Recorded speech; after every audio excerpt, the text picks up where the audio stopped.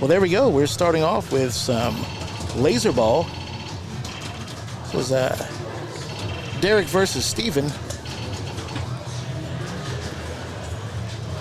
It's been a little while since I've done this, so you know the rules. If it looks weird, if it sounds weird, let me know. That way we can get it fixed and keep it rocking. Hope you all had a great weekend for those of you at TPF, and those of you who didn't make it to TPF, I hope you had a great weekend too. My name is Chris. You can call me Tilt, and this is Try to Tilt Pinball Streaming, coming to you from Cactus Jacks here in Oklahoma City.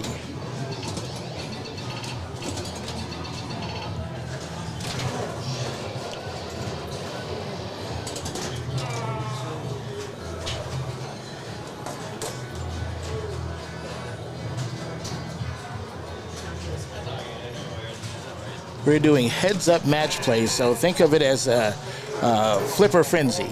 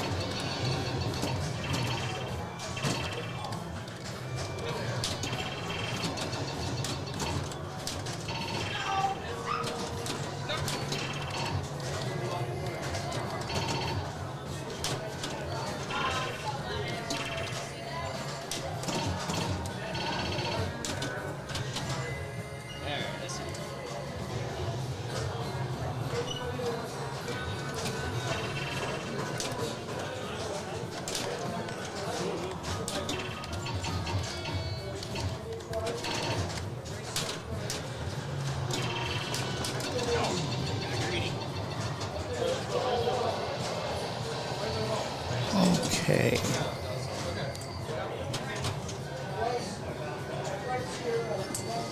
And please forgive me, I'm messing around with match play here.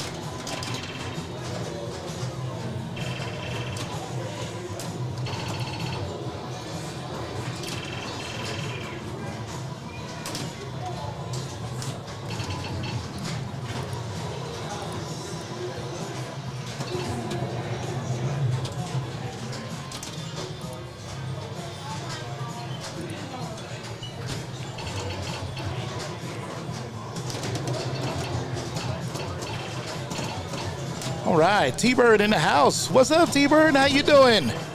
Nice of you to join me. I was beginning to think none of my friends were still there.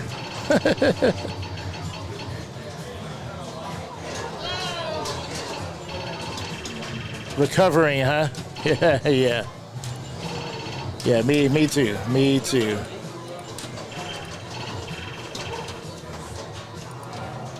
I came home and had, after that bus trip, finally made it home. I don't even know what, 12:30. And I went to bed about 2 o'clock in the morning, and I was knocked out. I got up at noon. So I slept from 2 to noon. Was knocked out and then still felt tired all day. Man. Stream looks awesome. Hey, thank you very, very much. I just kind of slapped this together real quick. For those of y'all that know why I slapped it together real quick, then you know. So if there's some features missing, don't worry. They're coming back.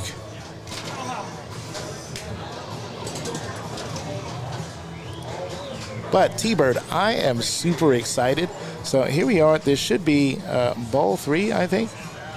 I didn't see because I was messing around with match play to get that up on screen for y'all. But T-Bird, I believe we are going to attempt to do remote announcing for you guys at Hangar. So it'll be me and this fine gentleman that you see on the screen right now announcing from the comfort of my couch the Hangar Pinball League Night streams. So we're going to experiment with that and see how that works out.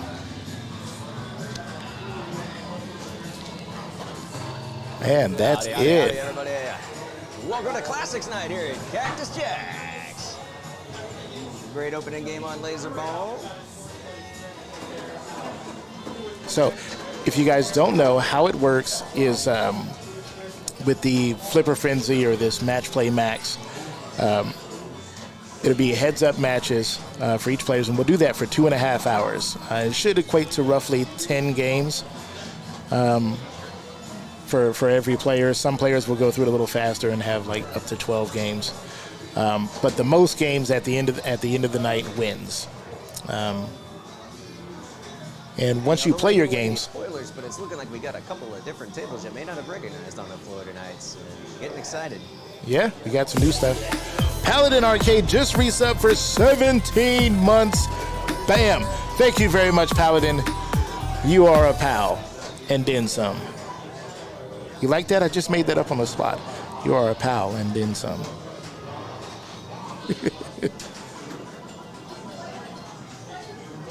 So now Derek and Steven will go into the queue, and once the queue has like 5 or 6 players in there, then the queue will reset and dispense the players back out to the machines. Arcade, thank you so very much. 17 months. Woo! That is what we're talking about. Thank you all. Now, be honest here. Does Derek have a better radio presence than myself?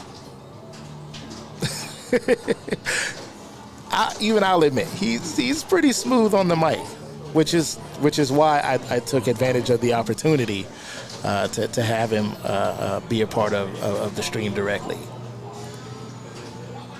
I'm laid back, beer drinking, half asleep most of the time, and Derek is the complete opposite.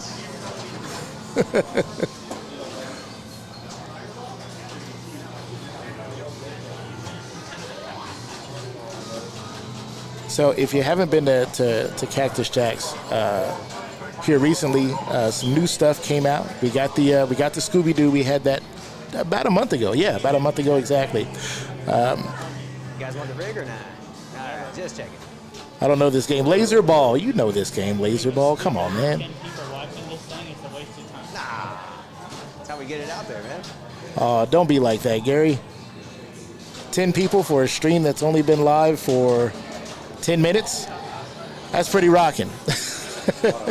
Especially since Tuesday's a big night for lots of leagues that play on Tuesday. So there's a lot of content going on simultaneously on Twitch. So if you're in the double digits, it's a good night. You've never played a laser ball. You better get on VPX and download this. This is awesome. One of my favorite games.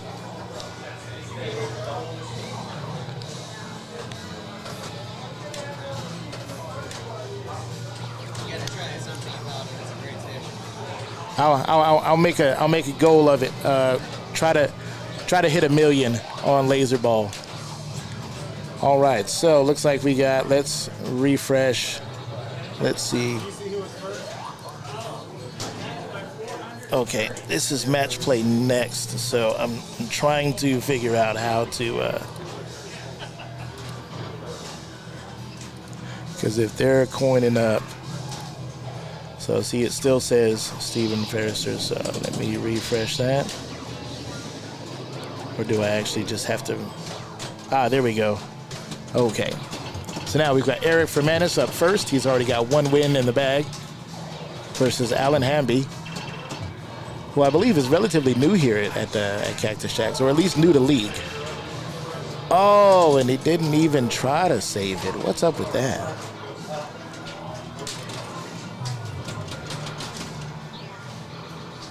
And it looks like I am going to have to turn the rig lights up a little bit because this is a Classics tournament, so a lot of these tables are quite dark. Oh, and look at that dig. So he's got his multiplier going, so should be 2x. Just a little tap. Yeah, I see the 2x light there. I forgot what I'm doing in the booth. It's only been like 3 weeks. I've already forgot what I'm doing in the booth. Why don't I have my... Oh, I forgot to put the... What? I forgot to do the telestrator. Did I really? Where is it?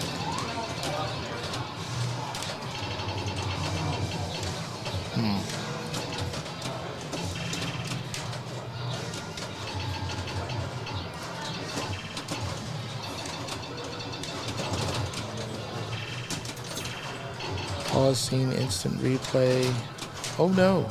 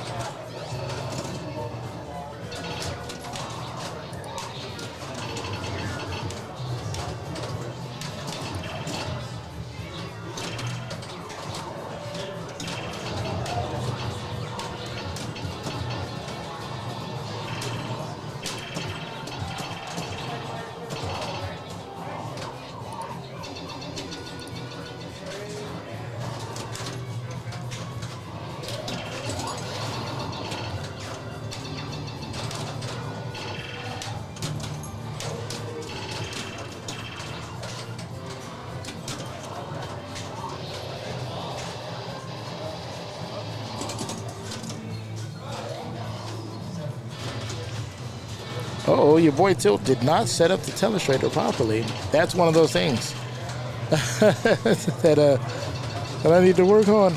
Get that fixed. Yep, a lot of different pinball tonight. We hear Everett in the house.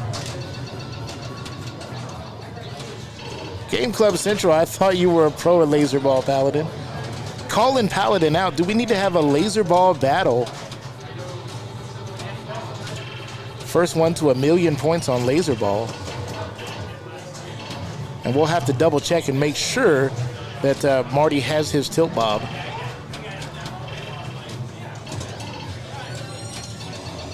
Laser Q in the house. Oh, Marty dropping in with the cheer for 100. Marty, thank you very much. It was so awesome to finally meet you in person. I really appreciate it. One of my stream heroes.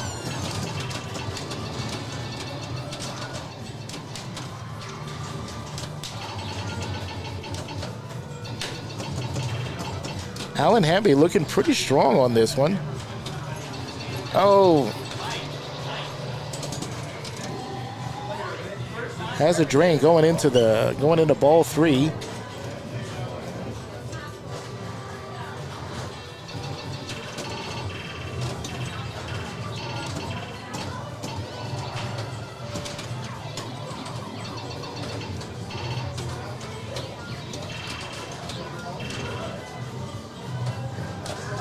Completing a full set at the top lanes definitely helps out the bonus.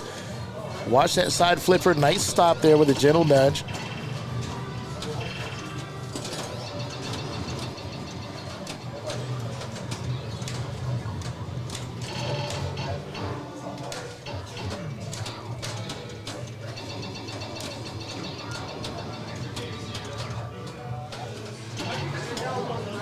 Boom, and in the spot. He's now rocking what, 2, 3, 5x multiplier? Nice job there with the 5x multiplier. Way to go.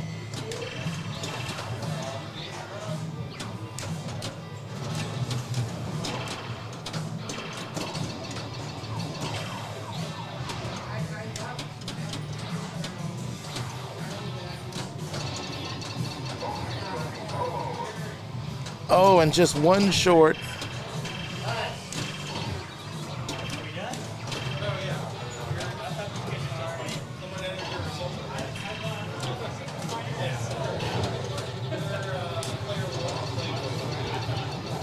Now, in case y'all didn't hear earlier, some exciting news, and Marty, I'm going to need your help with this. I am going to attempt with Derek to do remote announcing, remote play calling for Hanger Pinball.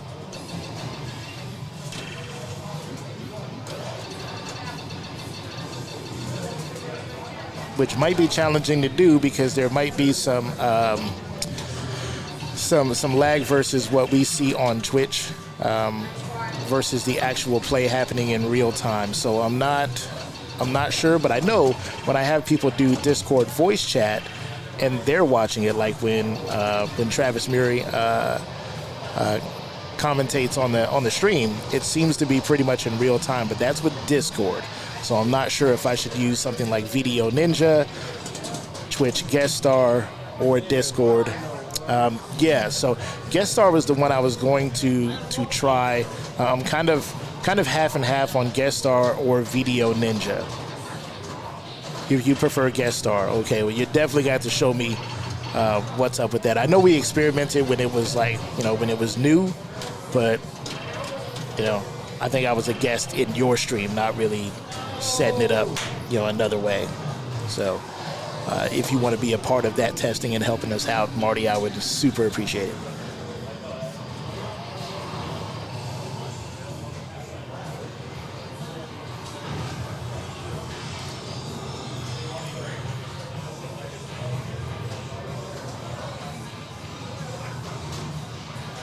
Happy to help, sire.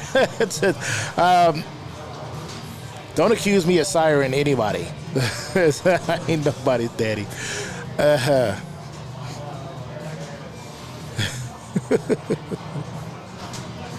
Peter Steele fan, I thought I recognized you at TPF. I should have said hi. Wild weekend. Man, there were so many people that I saw walking around. You know what was crazy? I saw, I can't think of his channel, but I know he goes by like Mario's Right Nut. He buys tons of EMs and fixes them up in his garage as like a video series. The last one that he worked on was like Circus. But I kept looking at it every time he would pass by, and I'd just be like, have I seen that dude before? Like, what the heck? And then I saw him in a video, and I was like, oh, it's that dude. So I left a comment on his video, and I'm like, dude, I'm the fat guy with the weird mustache. I saw you. Sorry for like staring at you weird. And he's like, oh, don't worry about it. I was so busy, man. I was just blazing by people. I saw all sorts of other streamers and personalities and stuff, and I was like, but everybody was everywhere. There was lots to do, lots to see. It was a crazy weekend. I almost got to play a game of Pulp Fiction with the one and only Steve Ritchie. But he was a busy man. Didn't really have time to wait in line, even though I was the next one up. I tried to talk him into it, but he was like, no, I appreciate you being so kind, but I'm just going to keep it moving. So I was like, dang it.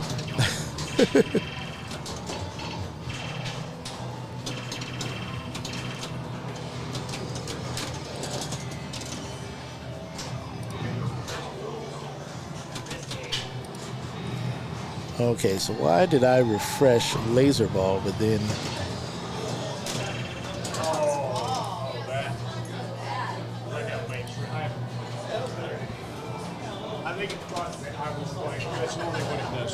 Why do I not have a new laser ball?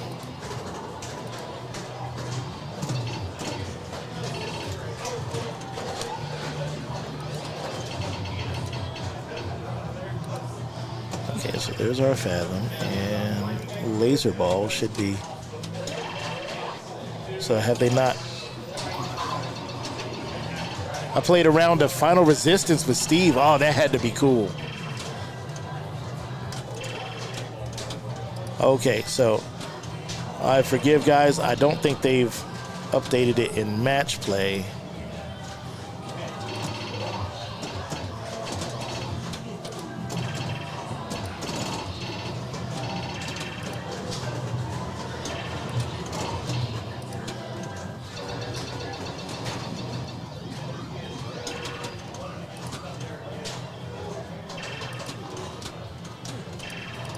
Yeah, so, okay.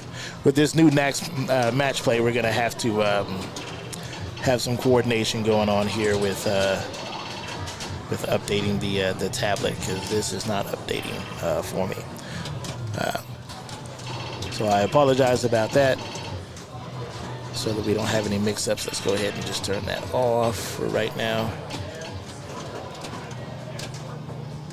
Peter says, my buddy bought a Firepower from the show, played it with Steve Ritchie, who also signed it. Wow. Wow. What what a combo. That had to be amazing. Is he ever going to sell that game? Probably not. Wow, I know I wouldn't. Hanger Pinball says, nice stream. Hey, it is a nice stream.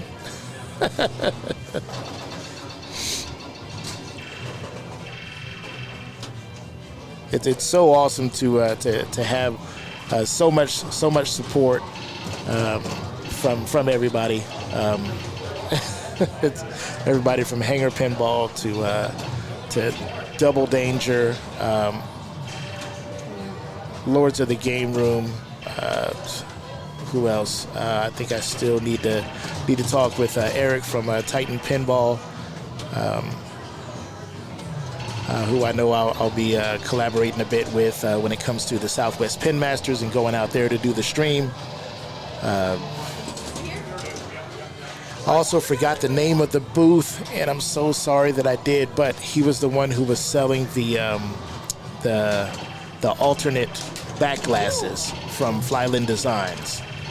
I have forgotten his name. Also, very nice man. I owe him $20, so I need to send him an email. But very nice.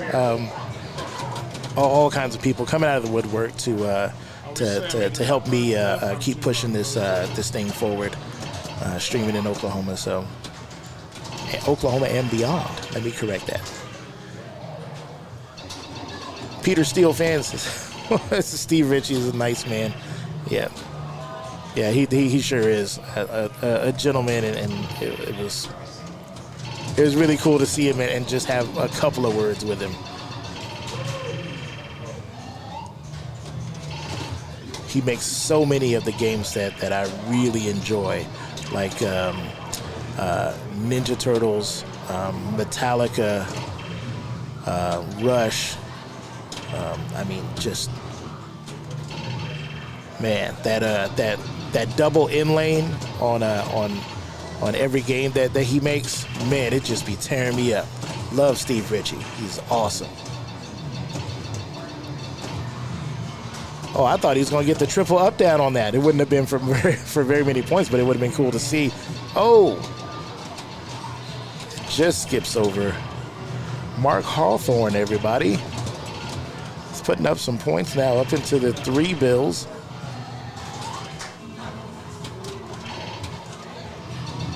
He's got that multiplier kicking off with 5x.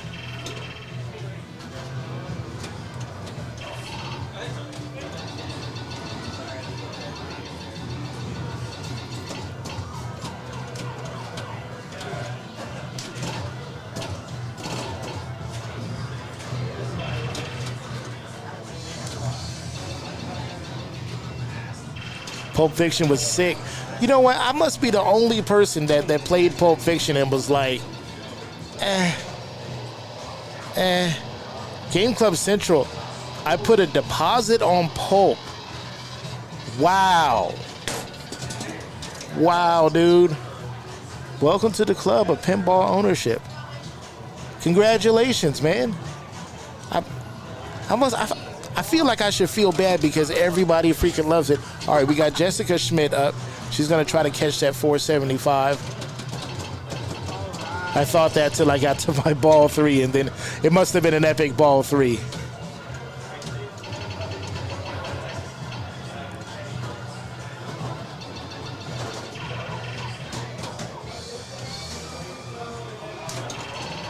I think I'm just gonna wait until Fast Draw does a copy of it. There. Oh, and it stays in. There we go. And it's brutal, and you like that.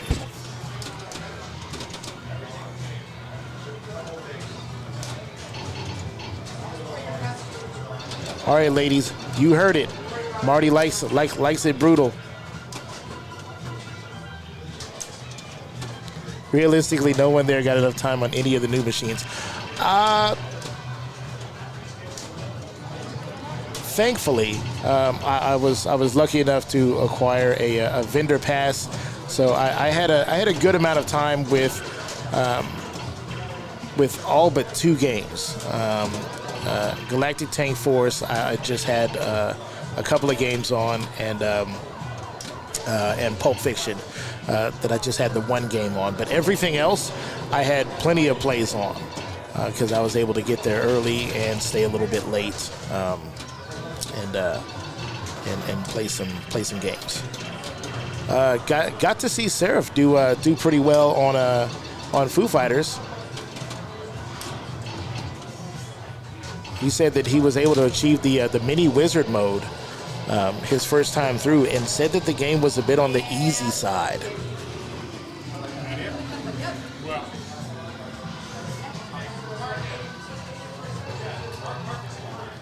You really needed to hear the call-outs and sounds, CPF stuff.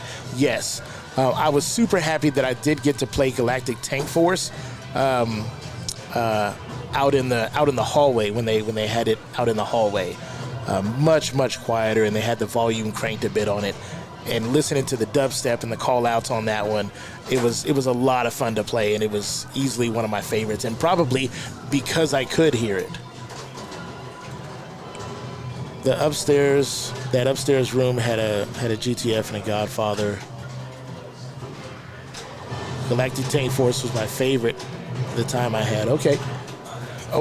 My favorite of the show, well, it's kind of tied, because for a home pin, for a home brew, I had a blast messing around with Mech Warrior 5, and I'm sure plenty of you heard me say that. But Mech Warrior 5 I thought was pretty cool.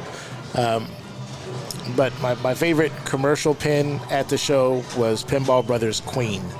That game shot very, very well. I liked the lighting, call-outs, and music was pretty fun. Fire Gamer says he broke a Galactic Tank Force. He broke it. You break it, you buy it, buddy. Final Resistance was pretty cool when all the shields come up, shoot to block the ball, and you have to get in the scoop. Like that was pretty cool. Yeah, looks like we're gonna see some Flash Gordon. All right, cool. Did you see the co-op pinball with that game? I did not see the co-op pinball. Me and Rad Verde just played separate Player 1 and Player 2 games on it, but he was telling us about the co-op, and we were like, man, that'd be pretty cool. But we had to keep it pushing. So, but yeah, I'll be following that one, and I'll be excited to see where that goes. Oh, you interviewed the Mech Warrior 5 developer. Okay, cool. I'll definitely be looking out for that interview. Peter Steelfan are trying to get a job in Multimorphic. They're right down the street. Oh, okay.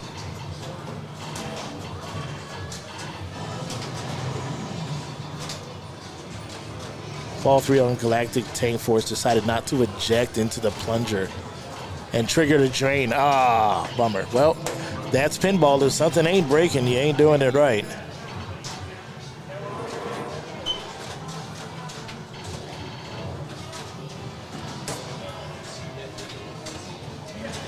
Hey, Jesse Huber, he's trying to cop my style by wearing the red polo.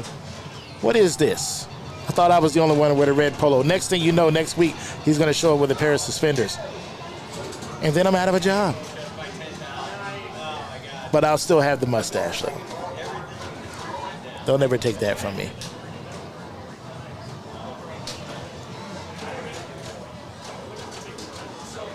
This Flash Gordon, guys, looks awesome. And I'm going to go out here real quick, and I'm going to turn the rig lights up just a little bit.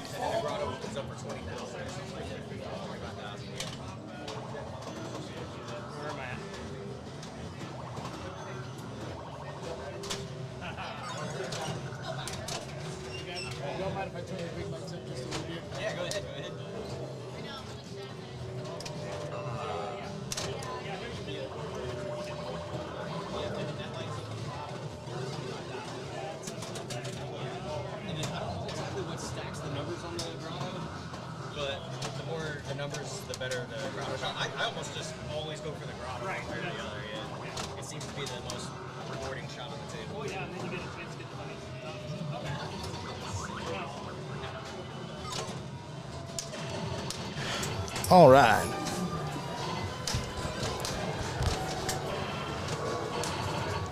The suspenders and mustache are undefeated. Yeah, it is. It is my look. My wife is like, is that seriously your look? Is that what you're going with?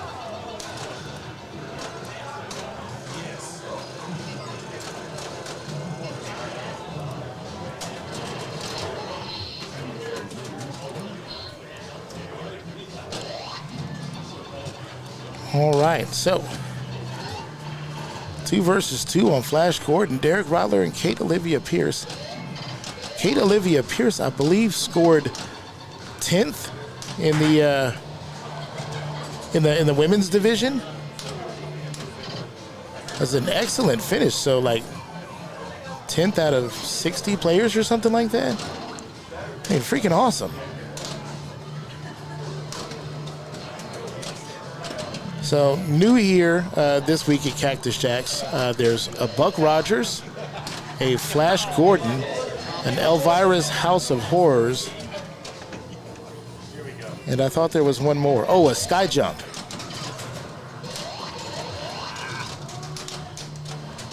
With, well, I can't really show you because they're behind the green screen behind me. It's a secret. I can't tell. Maybe I can tell, but I don't want to anger the gods, so I won't tell. But they are very, very cool. And I promise you, you have played both of them if you've been to TPF, and one of them might have won an award at the show for how beautiful and clean this old school classic game was done.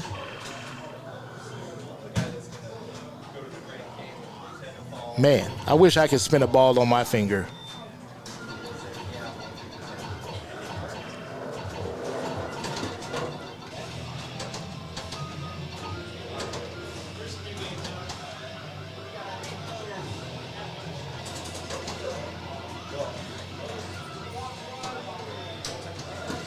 Derek Rodler takes that one with the quickness.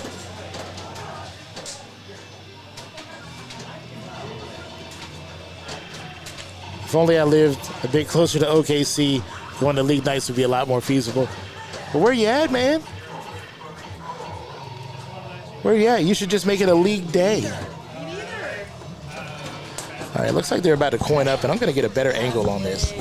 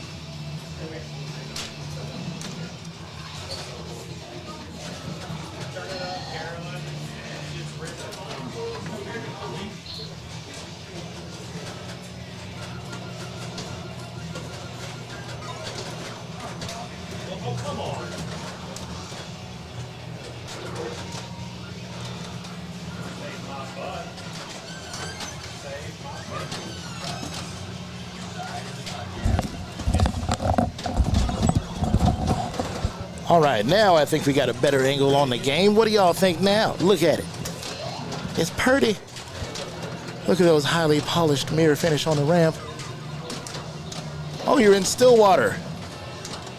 Well, I would love for you to come down here to Cactus Jacks, but you've got Tulsa and Bartlesville. You got Remy's up in Bartlesville, and then you got Magoo's in Tulsa.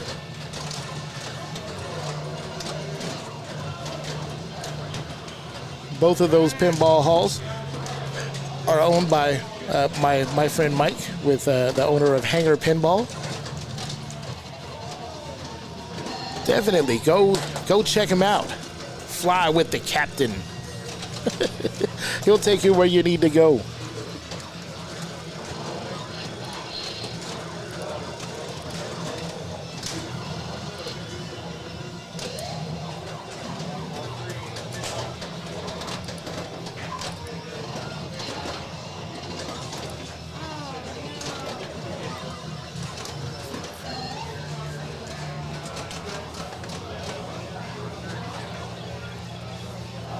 Isn't this the game that Escher won by like 4,000 points versus Keith Elwin a few months ago?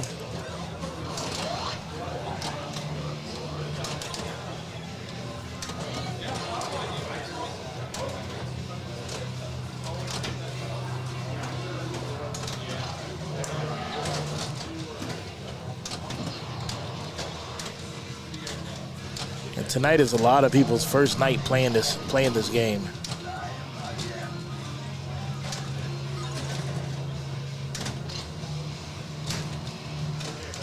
Steven trying to work those inline. Woo! What a save.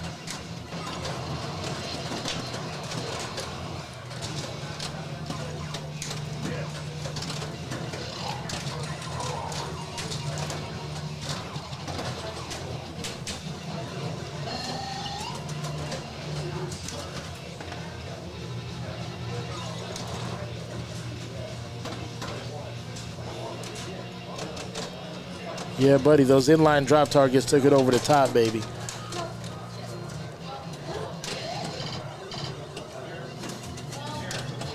I hope that the stream is looking good and it's behaving well.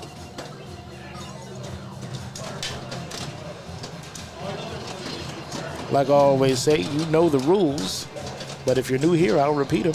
If it looks weird, if it sounds weird, hit me up in chat. Let me know about it. And I'll do my best to get it fixed so we can all have a good time. Jessica fighting those pop bumpers.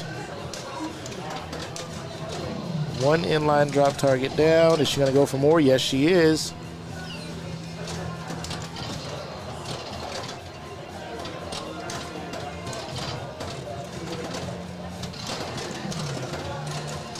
Missing the opportunity to let it ski jump over to the left, but she's got it trapped up now.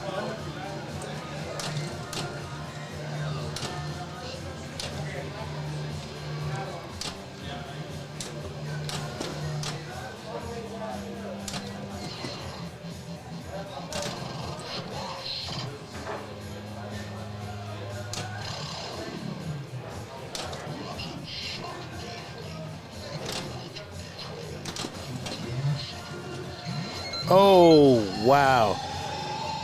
Fire Gary. I mean, yeah, but I can't drive to play Wheel of Fortune testing the game for last year's Silver Ball Showdown. Oh, well, that does make it a little bit tough.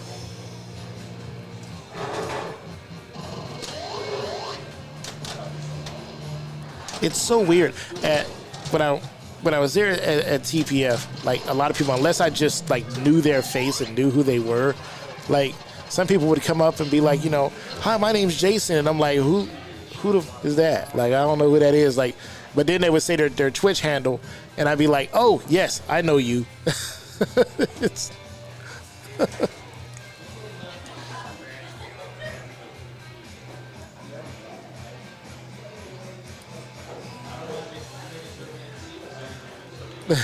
yeah. Names are hard. There were a lot of faces that I saw, and I was just like, I know that face. Don't know your name.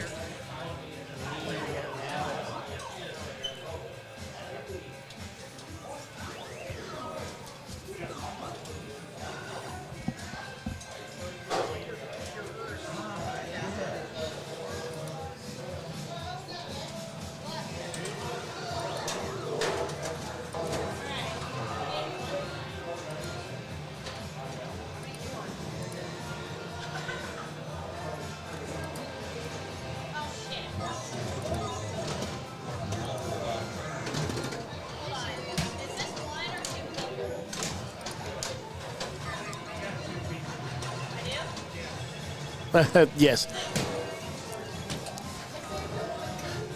Yes, I have a clear picture in my mind now.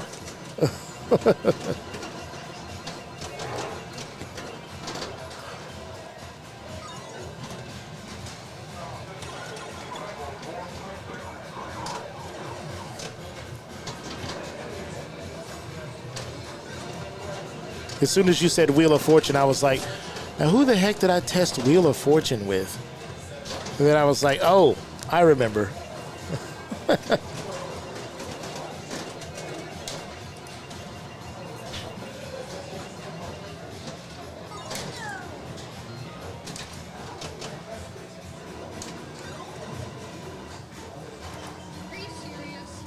Yeah, I think my favorite game at TPF was it was definitely Queen for me.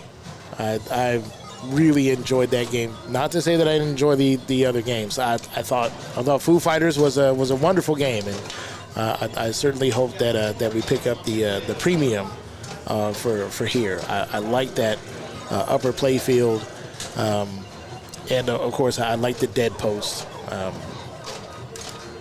It's really cool. I hope that's going to be a standard Jack Danger feature on all of his games going forward.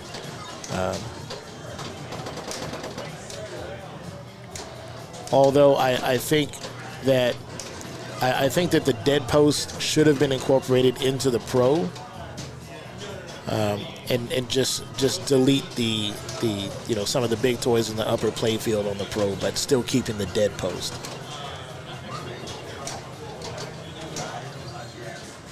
There is a spot for it though, so I was talking with somebody else, and I was like, it won't be long before there's an aftermarket mod to add that into the game. If you have a pro, it's probably won't be long for those brave souls willing to drill the playfield.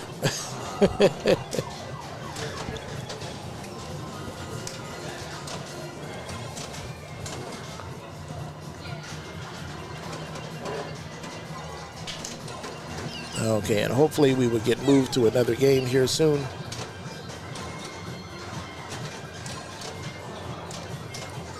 That's the hard thing about heads-up match play. Like a lot of the new games this year, I didn't get to play Pulp Fiction. The line was too much, and I felt it really wasn't worth it. Everybody's like, oh my God, they were like, Pulp Fiction had the longest line. I thought maybe Godfathers or Foo Fighters would have the longest line. I was actually a bit surprised that Pulp Fiction had the line that it had. And everybody was just so hype on it. When I finally, after 45 minutes, got to play it, I was just like, I mean, it's not bad by any means, but I was just like, I don't get it. And I like the IP, but I was just like, I think I played Scooby once, but that's because we Cactus Jackson's had it here for a month already, so I'd already played it, so I wasn't going to stand in that line repeatedly to play Scooby.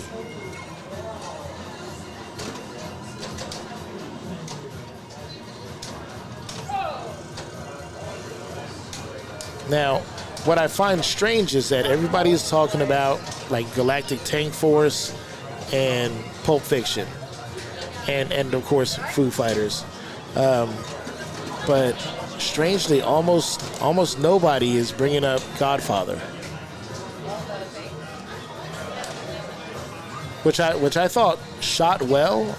The use of diverters to make all those different exits for the ball was just like, you shoot the ball and for a little while you had no idea where the ball was coming out of, and I thought it played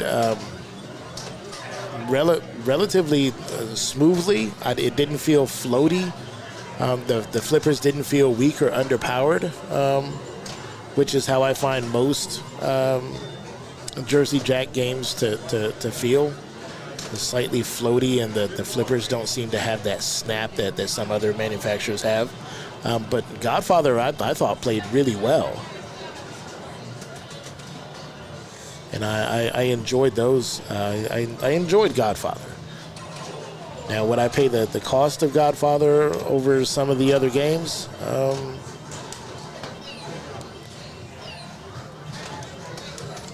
Maybe.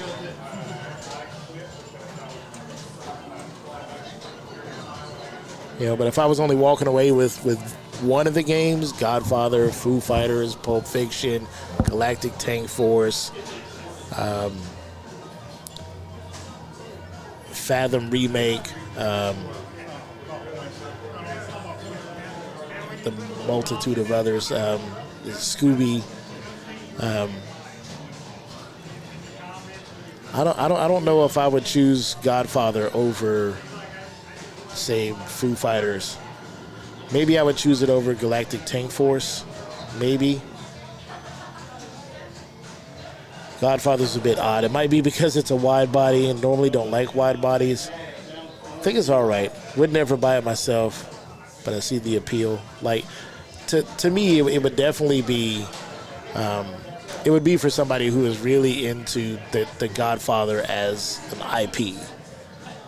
Like when I was younger and I was, doing home theater sales and installs and stuff, I could totally see this machine being in, like a family's, houses. Some of these movie theaters that I worked on were, you had they had lobbies.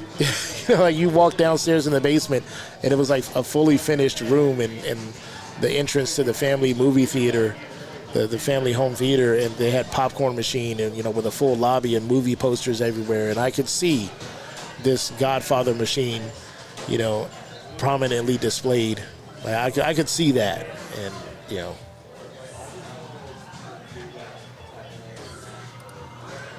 okay, let me go out here and see what's up, see if we can't get this thing on a game.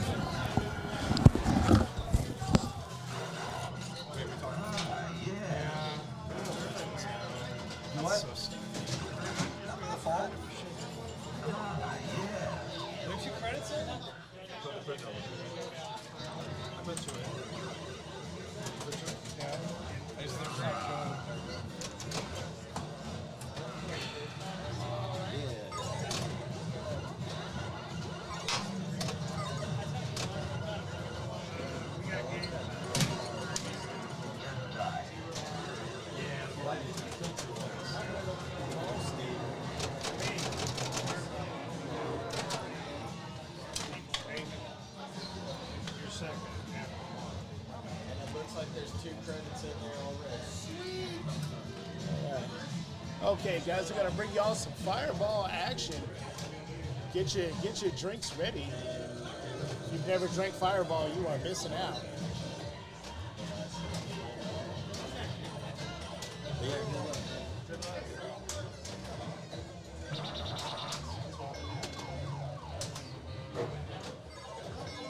All right, we got 2 players. This game is sick. All right, Mr. J. Crane says, hey, and a quick howdy and hello to you and baby girl. Y'all are back, missed you guys. Sorry I stole Derek last week. Hey, that is all right. You go ahead and steal him. He was a bit in my hair anyway.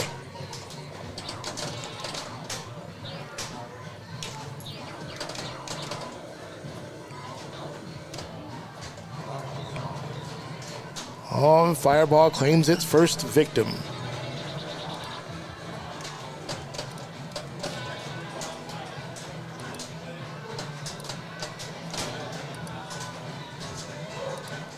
Alan Hamby up with Steven Ferrister.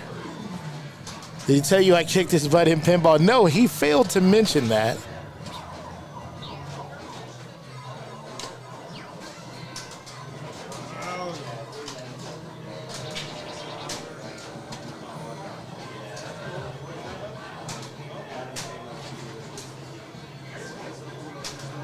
I'm gonna have to ask him about that. So one of the things that Derek and I are going to be working on is we're going to be working on trying to do some remote commentary and announcing for our friends up in Tulsa at Hangar Pinball. So we'll be hanging out, chilling on my couch, calling games just like I'm doing now. Well, not a very good job of it, but we'll be drinking beers, goofing off, and watching pinball along with y'all, keeping the entertainment going while our friends at Hangar Pinball do their.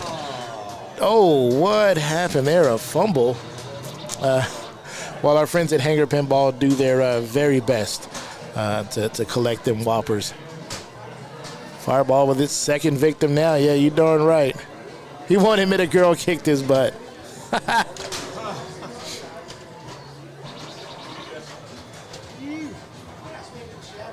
He seems like more of a gentleman than that. All right, Steven, let's go.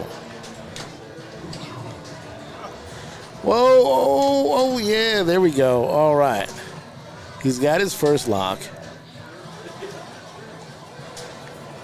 And you can see that you can kind of barely see it, a little bit of light glare from the rig lights, but you can kind of see that yellow arrow flashing there. If he just hits that mushroom on the left side, that should release the, there we go. And that'll start his multi-ball.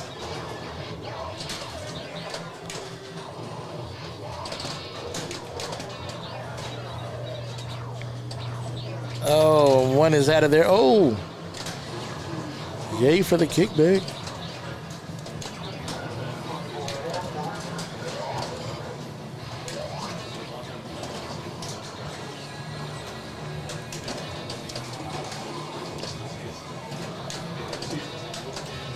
Look at Steven enjoying the ride, keeping it going. Mr. J. Crane jumping to Game Club Central stream was really cool.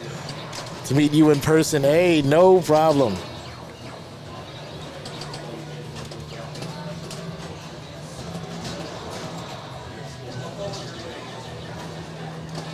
Yeah, kickback to the rescue. Not once, not twice, but 3 times. Look at that score, just spooling like a turbo. It's going.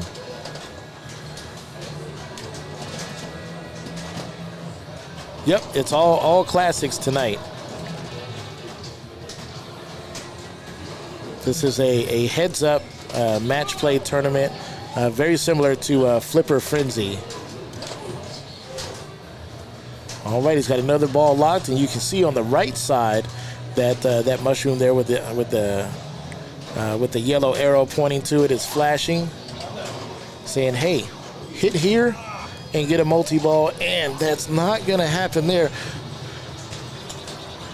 which leaves that multi-ball locked up for Allen to claim. Yeah, I really like the classics way more too.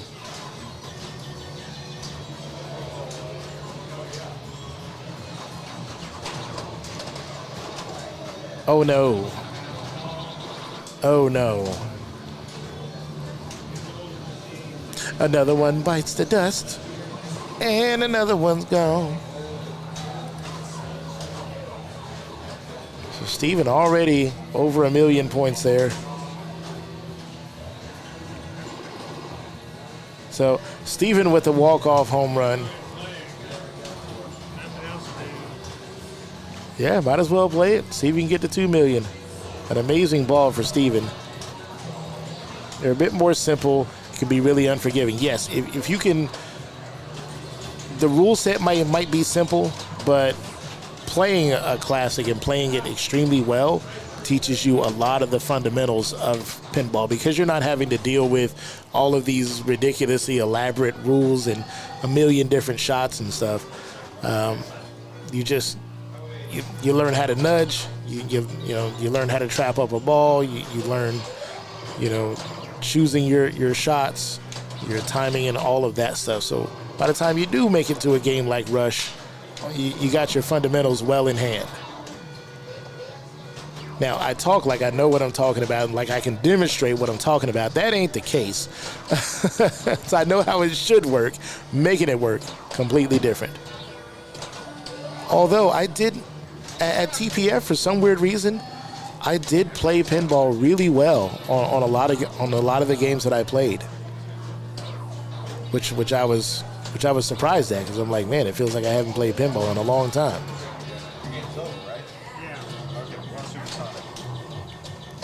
But later this week, I am going to have even more of a reason to play pinball at home because, ooh, do I have a beast of a game? It's heavy.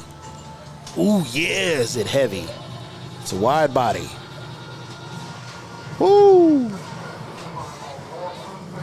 I keep hitting both flippers at the same time when I panic. Stop that. Double flipping for the loss. Don't do that. That's my advice. My professional advice. Don't double flip.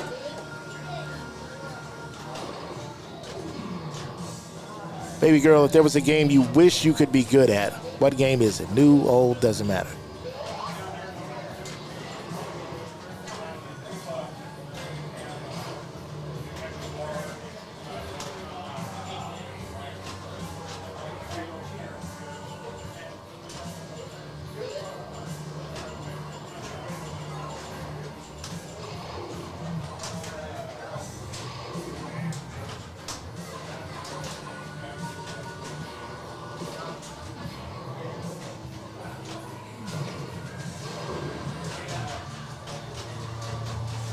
Yeah, try not flip and let the ball bounce.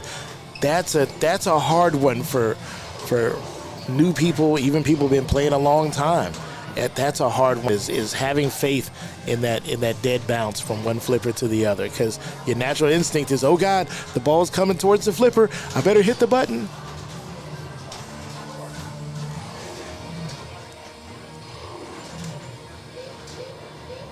Amiga Cammy in the house. What's up, Cammy?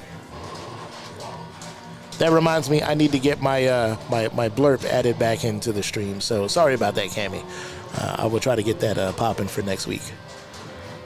So that way we can hear that T-Rex roar when you show up. Did you get that Star Wars Home Edition with the comic art? Is it installed? Is it playing yet? Is it everything you thought it'd be?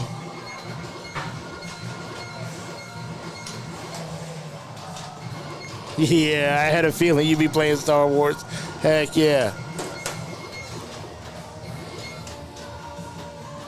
Yeah, it's like, should I watch the Try to Tilt stream or should I play some Star Wars?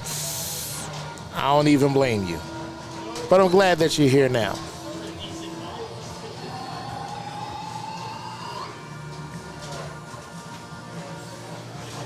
Oh yeah, it's more than I thought it'd be. Love it so much. More than Jurassic Park.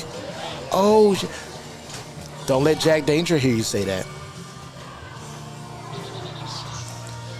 All right, looks like we are going to have some more fireball action with Adam Nickel and Jessica Schmidt.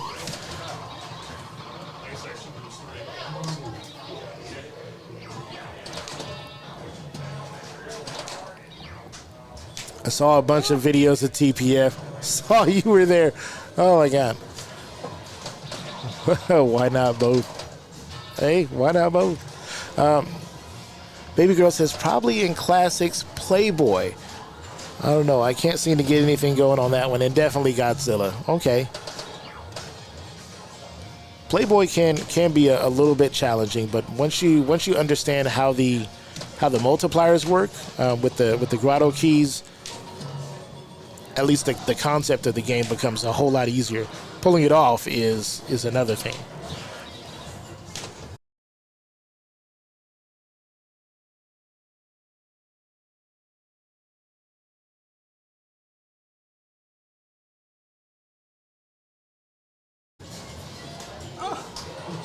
Oh, he almost had the super. The multipliers? Yeah. Unfortunately, my telestrator isn't working like it should tonight, which is a bummer, but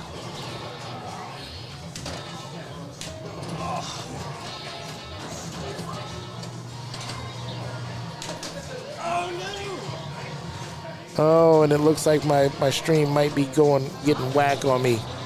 If it is getting whack, let me know. We're back in the green right now. Now we're red. Now we're green. Uh-oh. It's going back and forth.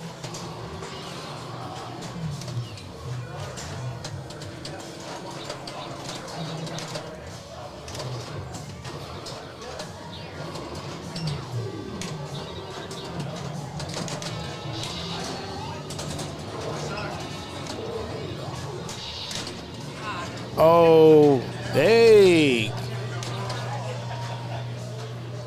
Kicked it back out the middle? I didn't even know we could do that. Oh, look at that. 2 locked balls. Now she's just got to hit either mushroom on either side.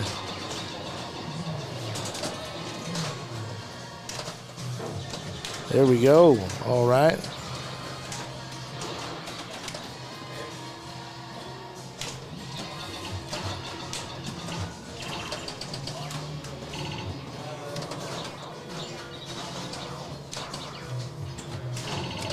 There we go. All right. Look at that. And back to 3-ball play.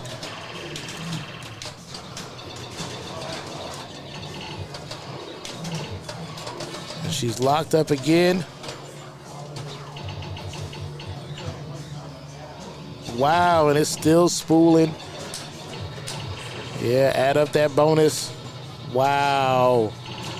There it is, 1.5. Wow. That was 1.5 by ball 2. Way to go, Jessica. Holy crap. I was doing some funky plays the other day, and Derek was losing his mind.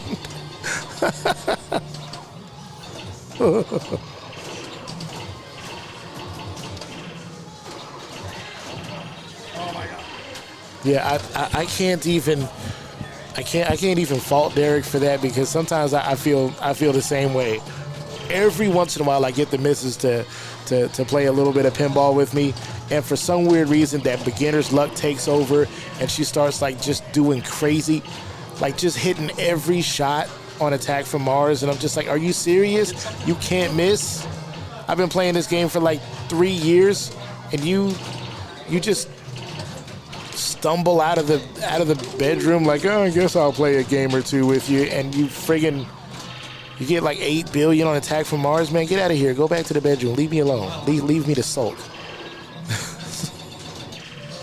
But I try not to get too butthurt about it, because then she'll be like, I don't want to play pinball with you anymore. You poor sport. So I try to stand there and be excited for her, like, look at my wifey, she's doing so good. But inside, I'm like, yeah.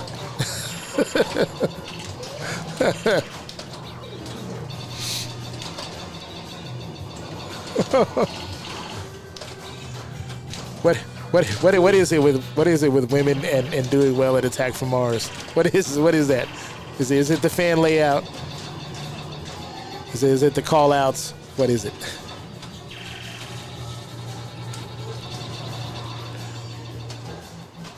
And Jessica with the walk-off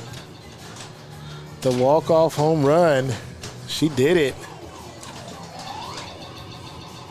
Oh, and she nails the super skill shot. She just walks up like a boss. Super skill shot, no prob.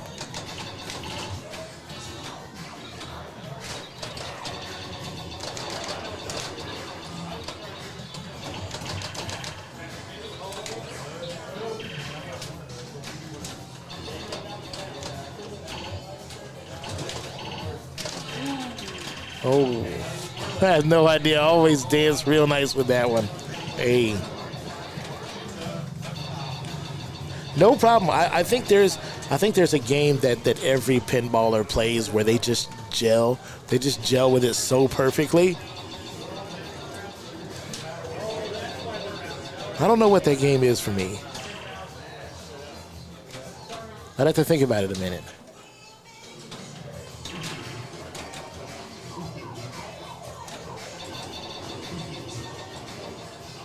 I know at TPF I was gelling pretty good with Barracora. That was one of my favorite games to play there. I think I must have played that like 20 or more times. I spent quite a while with Barracora. I was having fun with that.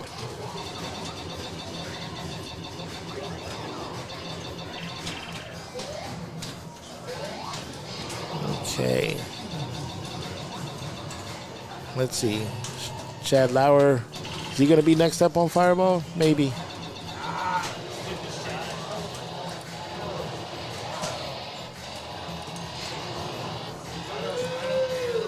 I think it is going to be Chad Lauer up next on Fireball.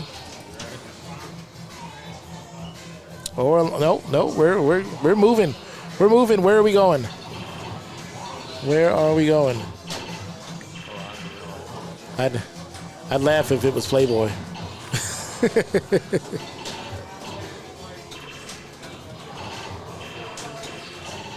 Fixing to put this on Playboy, y'all. Hell yeah! Moody Mystery in the house. All right. You wanted a tutorial. I wish that my telestrator was working like it should, but it's not.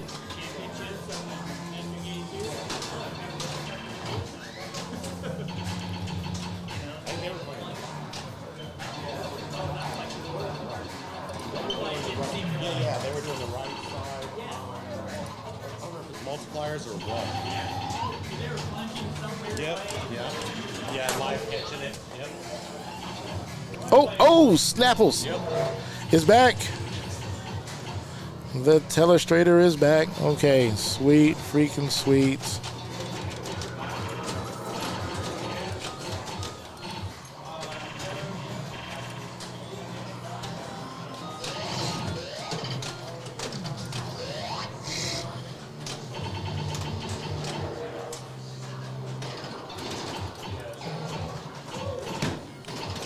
All right, so you got keys. You got a key here, and we got these 4 keys right up top there, right? So you get all those lanes and the key in the middle. Oh, where the heck did my mouse go? Oh, and new subscriber Rad Verde taking over the top spot from Paladin for 18 months. Paladin, somehow you've got to squeeze out another month, bro. I am doing fantastic, Rad. About to explain some what's going on with Playboy here. Let me increase this size a little bit. Yeah, there we go. So get all the keys down, and then you will get your 2x, 3x, 5x multiplier there, right? That is instrumental. But what's cool is if you get enough bonus, you get 20,000 points in bonus, you'll get this 20 here. And this 20 is your super bonus, and that will carry over. So potentially, if you have this 20 and this 5x from getting 3 sets of keys down, you're going to start every ball with 100,000 points just automatically before you ever play. So getting these keys down is super, super instrumental.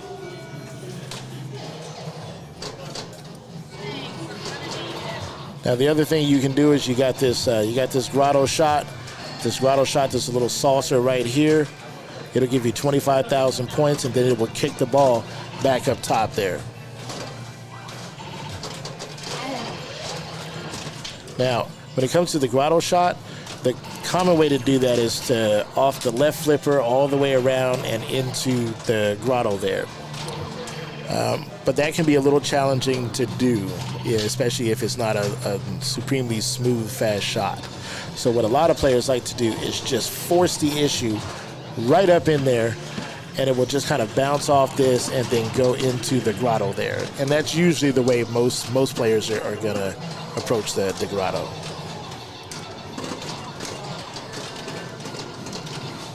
And you've got things like drop targets and stuff like that, and that really helps, but really it's the grotto shot and the keys for the multiplier that you want. So hopefully that helps a little bit.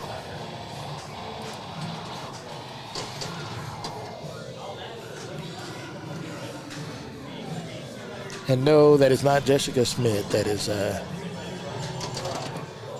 playing there. That is Chad Lauer versus Steven Ferrister.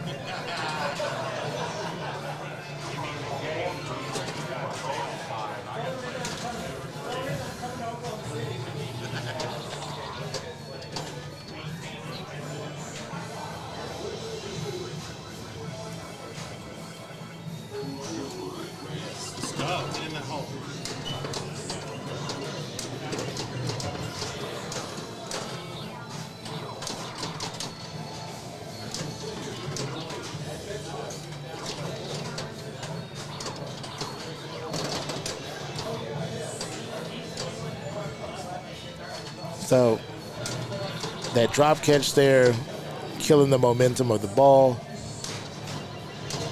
Trying to force the issue. Up the side there. Shortcut instead of taking the long way around. Does help. Thank you. Okay, no problem.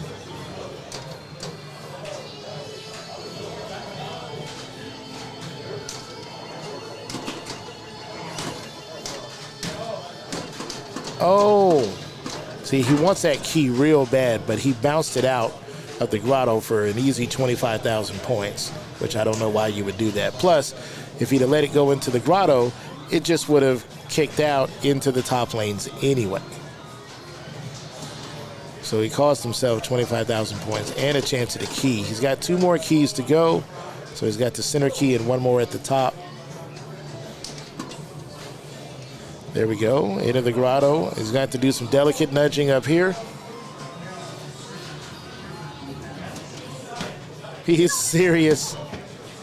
Oh, and a little too much on it, but that's okay. He'll get another crack at it.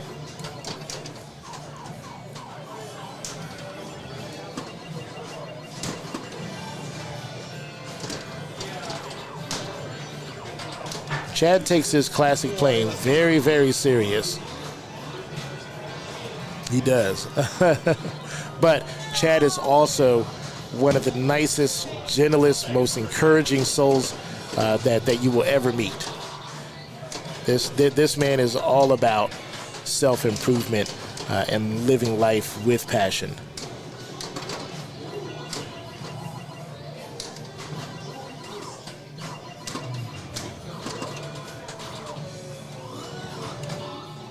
So he just looks like a bear, but if he's a bear of any kind, it's a teddy bear.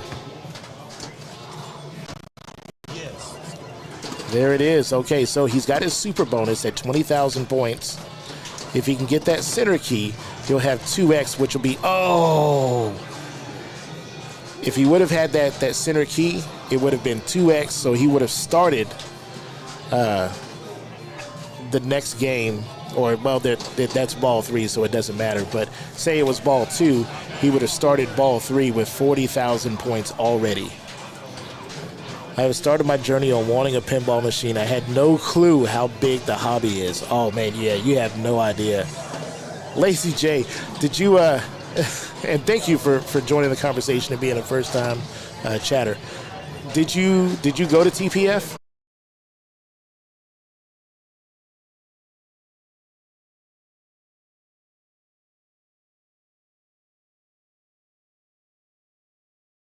He did not get the center key.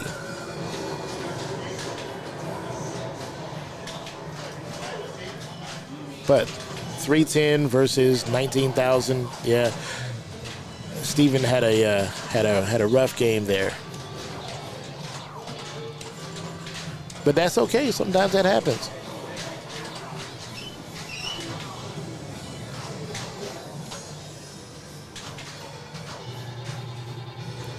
Man, I can't wait until later this week. I got a special delivery coming in. No, it's not anything new.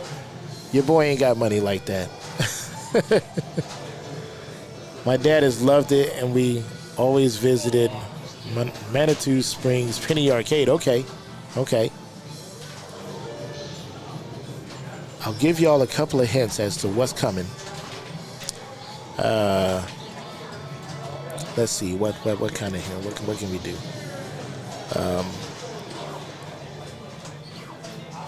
It'll be quite an undertaking to get this heavy thing in the house. It is a wide body. And when I found out that I was going to get it, the only thing I could say was, ooh, yeah.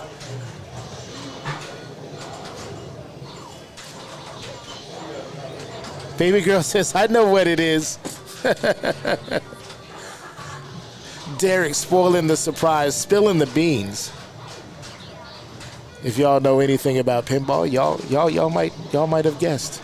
I have a large sim rig and a pub style dartboard and started looking around for a machine, not realizing what I was getting into. Yeah, you have no idea. You have no idea.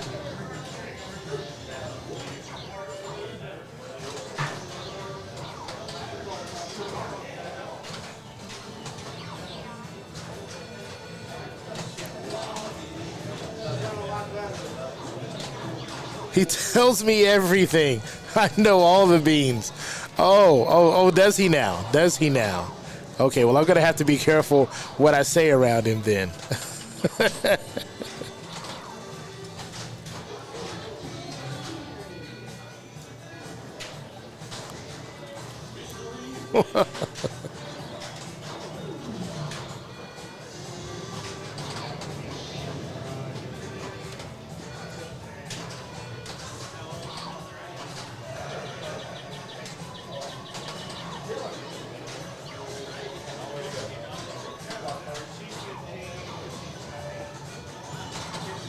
All right, let's see.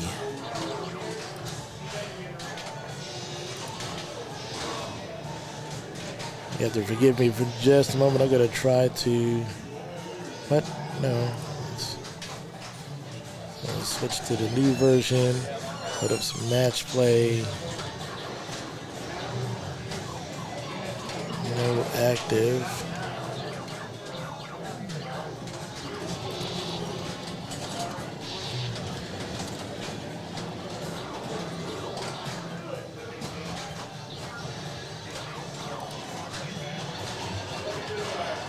Oh, let's see here.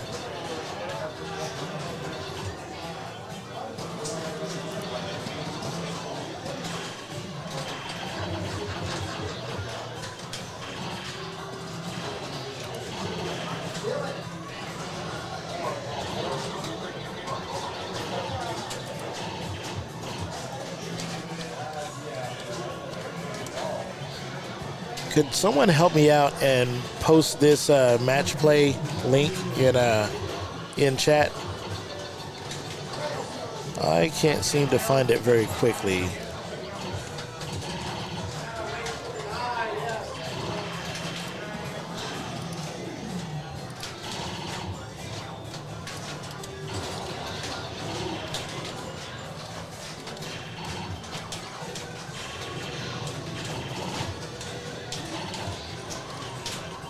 Oh, this match play next has just got me messed up.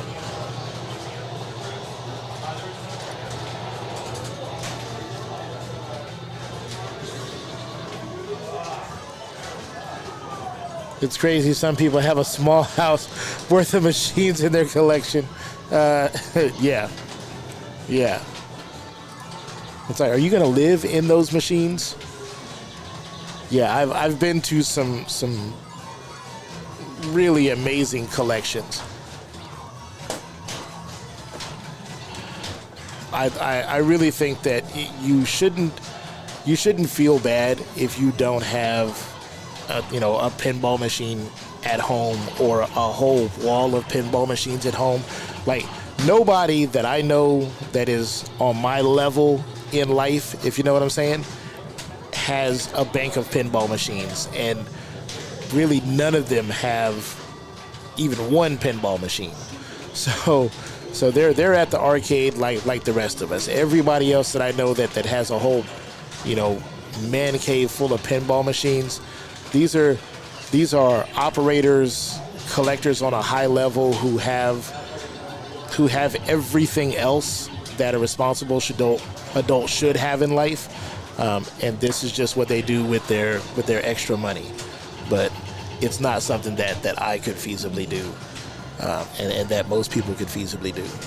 So at first I was like, man, I want to own pinball machines. But after having a few in my house and seeing, because when you think about, I'm going to have a pinball machine, right?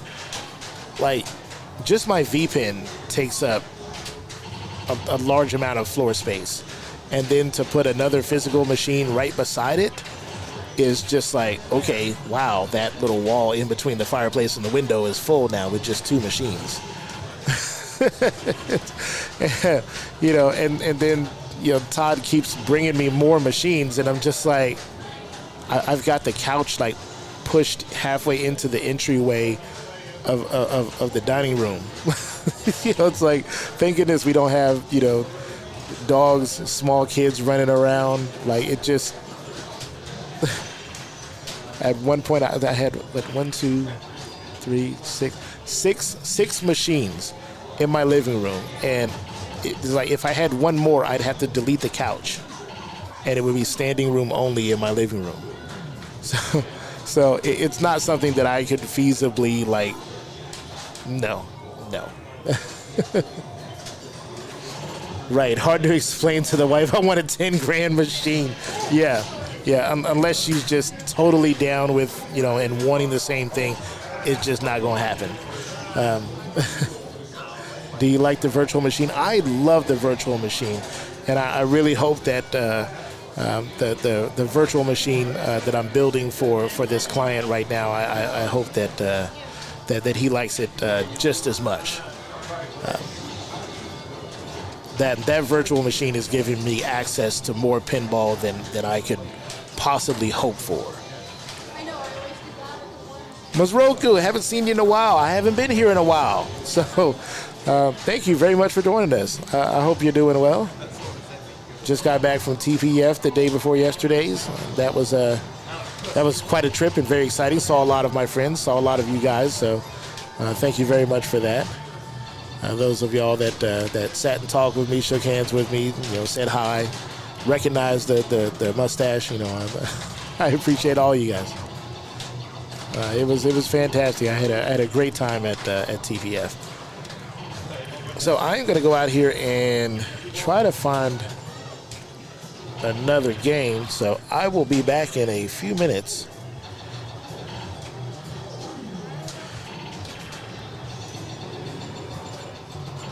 Yeah, and Derek's out there. He was kind of in charge of moving the rig, but in between games and all.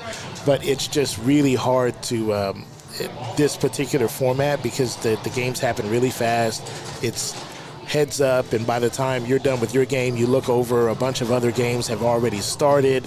So you just kind of have to hope that you catch one. Either that, or you just have to stick with one person who's just going to commandeer the rigs. And there's our match play next. Thank you very much, Moody. Definitely, y'all click that link and you can see the proper standings for match play.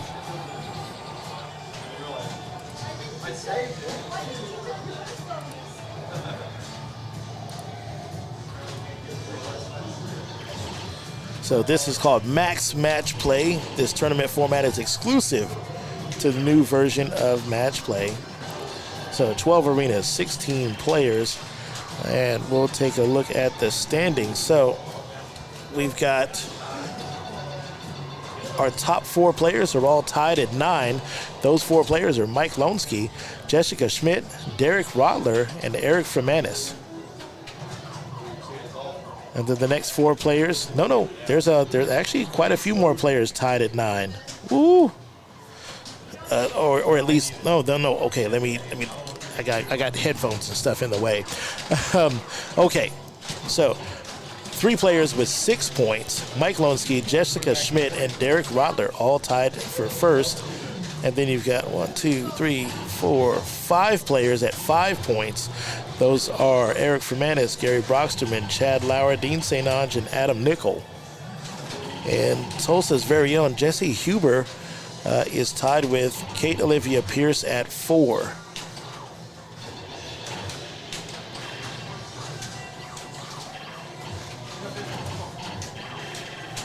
And Moody, thank you very, very much for dropping that match play link in there.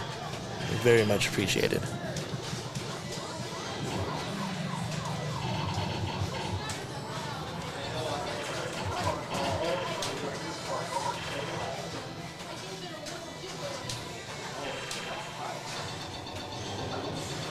So yeah, I don't think when it comes to like the match play max match play, Flipper Frenzy style stuff, I don't think I'm gonna stream those again, just because this kind of is what happens. You kind of, by the time you finish a game, all the other games are in progress, so it's kind of so. Derek is still in the love haze from me, so he's killing it. I was always told by my football coaches in school, before a big game, no girls. No girls. Save your energy for the game. But maybe it works maybe it works the other way for him. So either way, he's doing a really good job tonight. So Moody says, I think this format replaced Flipper Frenzy. It did, due to how the IFPA evaluated the number of games. Yes. Yep. That is exactly what happened. Good eye and a grip on the knowledge there, Moody.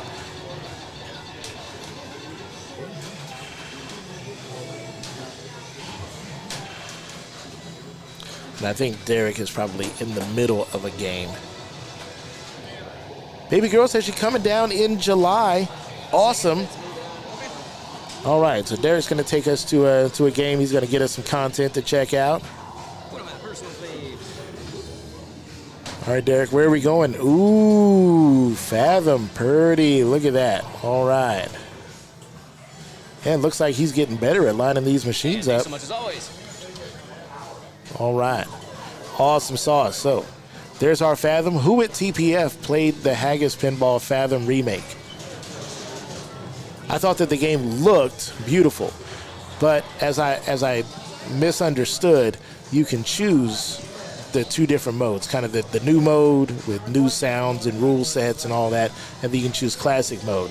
And what I played was the new mode, and I was like, what the heck?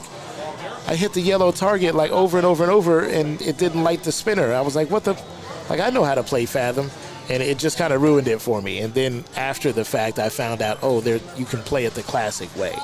So had I played it the classic way, and then, but with the look of the remake, I would have been much happier.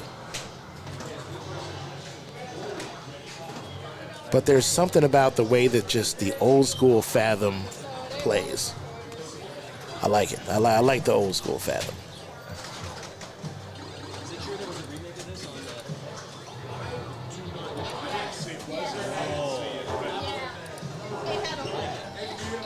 All right, so Derek Rotler versus Mark Hawthorne. So if you're coming down in July, that means quite possibly you could be coming to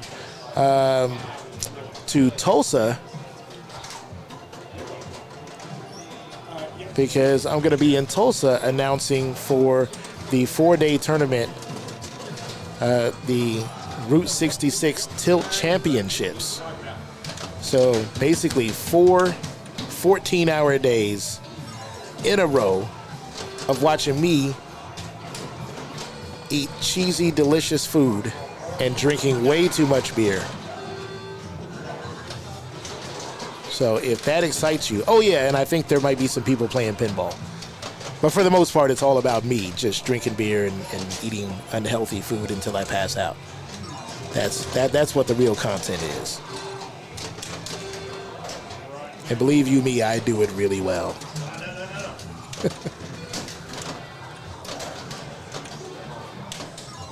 I'm actually going to have a full few weeks. So there'll be Silver Ball Showdown from the 16th through the 19th of June.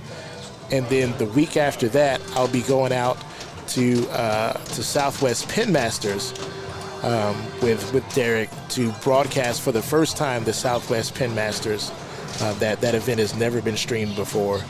So we'll be streaming that with our new sponsored mobile rig. And then 2 weeks after that will be July 6th through the 9th, the Route 66 Tilt Championships in Tulsa. My birthday that weekend too. So your birthday is the weekend of July 6th through the 9th? Is it really now? If it is, that's awesome, because my birthday is on July 10th.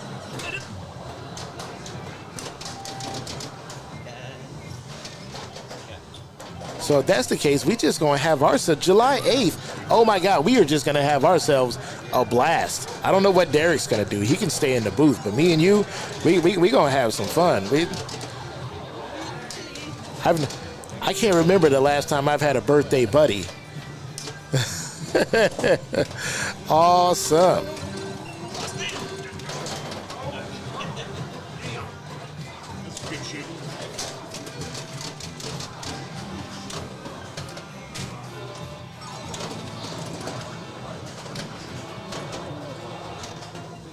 But the major thing, toasted coconut cashews.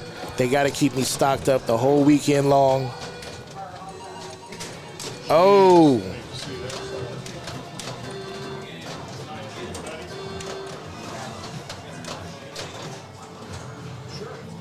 And that one was done with the quickness.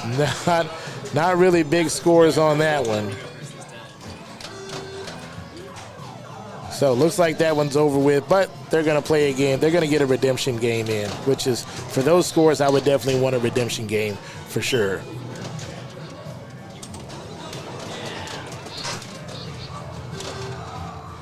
Derek will have to be the Uber and babysitter.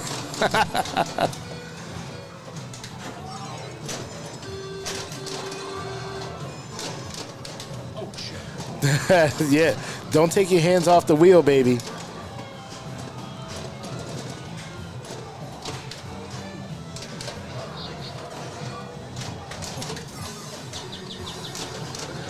Oh, see, look at that. He thought it was gone. It's the in lanes that are the outs.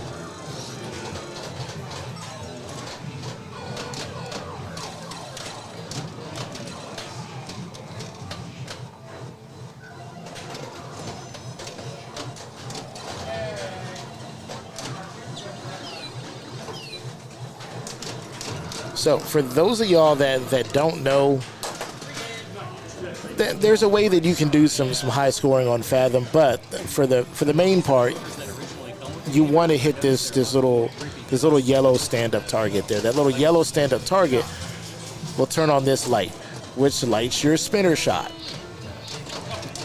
And it's like 1,000 points of spin, and it's a fairly juicy spinner on this game.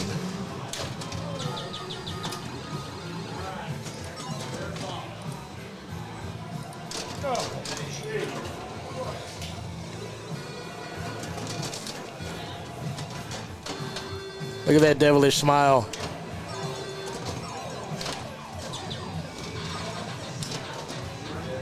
Although I don't think I've ever seen any other facial expression on Derek than a devilish smile. Maybe that's just his normal face. I don't know.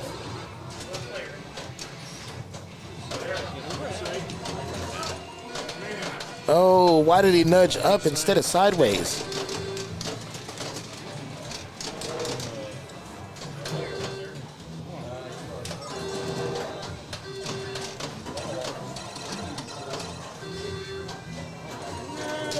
Oh, no, just watched it go straight down. I don't think he knows that he can nudge that back in. So, hey, what's up, Dean?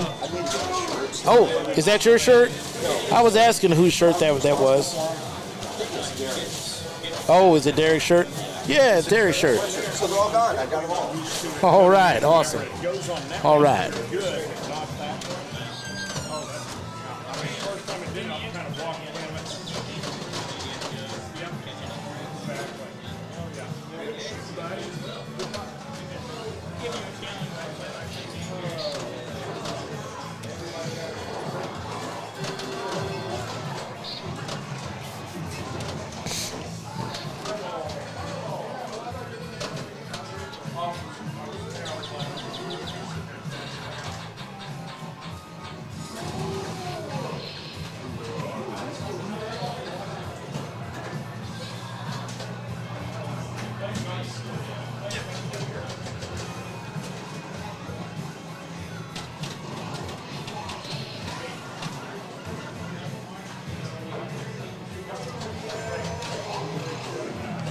Did I have any trouble making it back to OKC?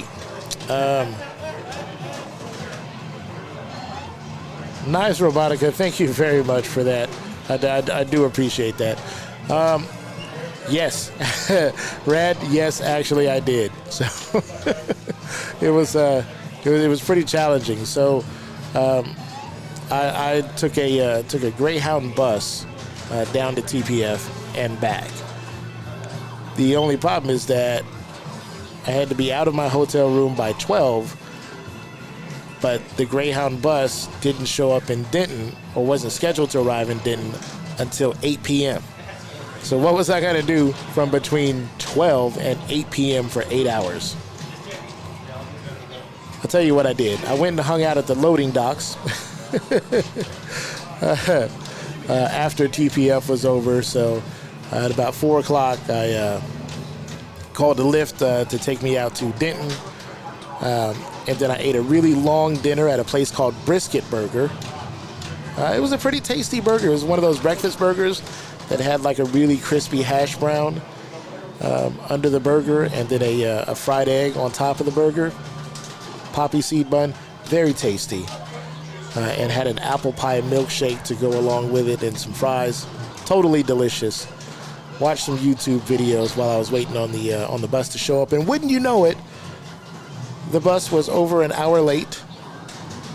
Come to find out, the reason why the bus was late is because the fuse kept blowing and the door would just randomly pop open going down the highway at 70 miles an hour. So they had to keep pulling over to fix the door. They still didn't fix the door when we got on the bus, so we kept having to stop and start. So I should have been home just before midnight. I didn't actually come through the door until about 12:45. And then also, please don't be this person. If you have an iPad or a tablet with a movie on it and you didn't bring any headphones, please do not crank the volume all the way up and then sit in the seat in front of me and let me listen to what sounded like the worst and cheesiest action movie ever made at full volume. You know, at night when I'm trying to get, a little bit of shut-eye. Come on, man. Don't be that person. Don't be that person. So you know what I did? Because I am just a tiny bit petty. I'll admit it. I'll admit it. I am a little bit petty. I decided that in preparation for Silver Ball Showdown, I needed to work on my announcing skills. So what I decided to do was bring up one of my old streams, and I would watch the gameplay back and then do my own announcing over the top of it, just to practice. And I did my announcing loud enough to overpower his movie, which he kindly turned around and asked me to be quiet. Do you think that I shut up? No. I had to get in my practice while he was watching his movie.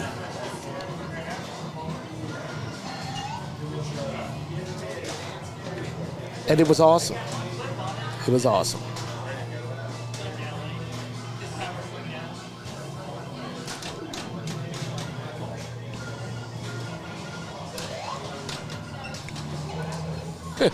You know what?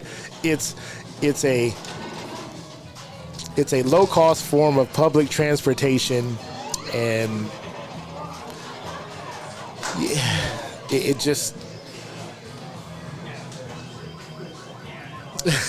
Moody says sounds like something I would do. Hey, you know what? If you go, like I said, I'm not afraid to admit I'm a little bit petty. I'm a little bit petty. If you go ruin my trip, if you gonna ruin my sleep, I'm gonna ruin your movie. Like, come on, don't be that person. Don't be that person. And nobody else on the bus was mad because they knew what I was doing. they knew what I was doing. Sometimes you just have to be the troll. Sometimes you just got to be the troll. It's all right. It's all right, though. I know someone who's Tom Petty. Yeah, I'm Tilt Petty. I'm Tilt Petty.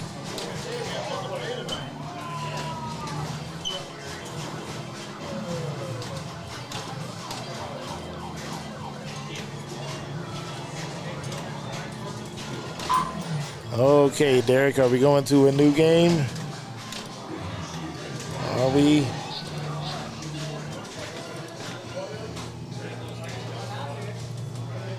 I don't know. Well, there's Derek back there watching his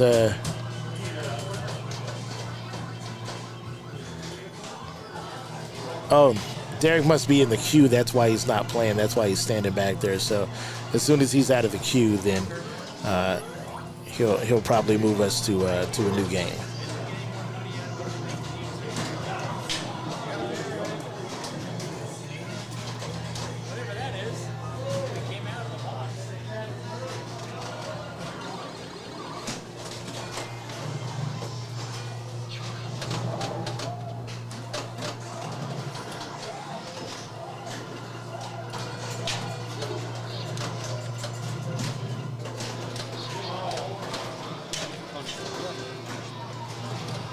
Is Derek gonna play another round of Fathom?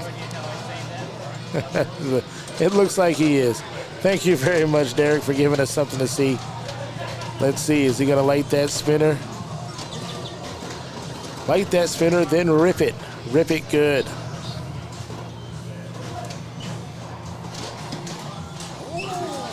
Oh.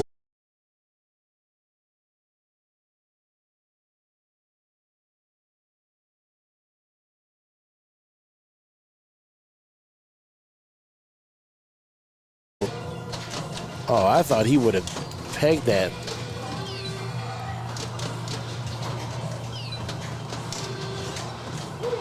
Now the spinner's lit. Now's when you rip it. Oh, he was a little short on that one. Backhand the spinner. All right, double lock ball.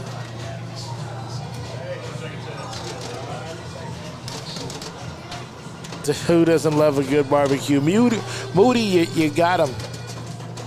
You got him. They didn't see that coming, Moody.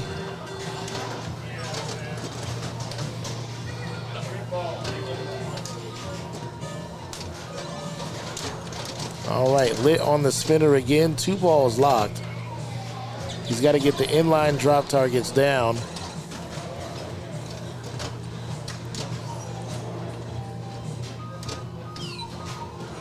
On ball 2, I wouldn't be too concerned with that. Take the easy shots, rip that spinner. It'll make you feel good. Rip that spinner. All right, there's one. So one inline drop target down on both of the lock balls. Ooh, he's juggling down there. He's struggling and juggling.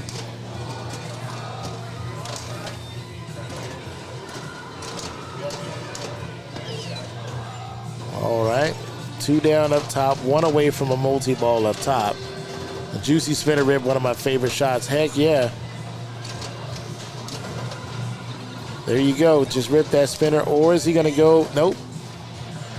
Oh, and he's going to drain. Trying to get that multi-ball, but plenty of easy shots on the spinner. Could have increased that score 3 times what he had.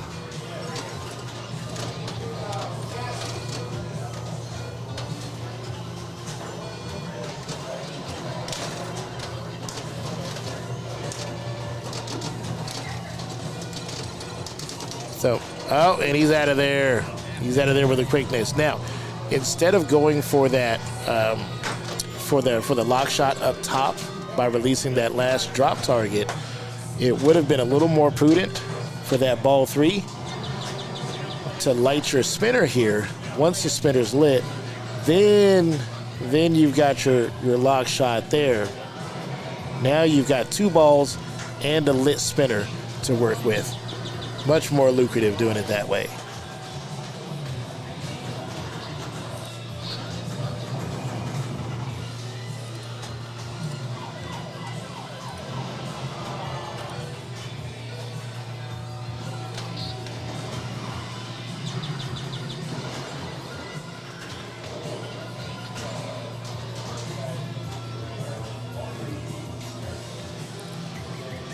Now, Moody, what's another game with a juicy spinner? I mean, you know, the obvious choice, Grand Prix. But what's another game that's got a juicy spinner, feels good to rip it?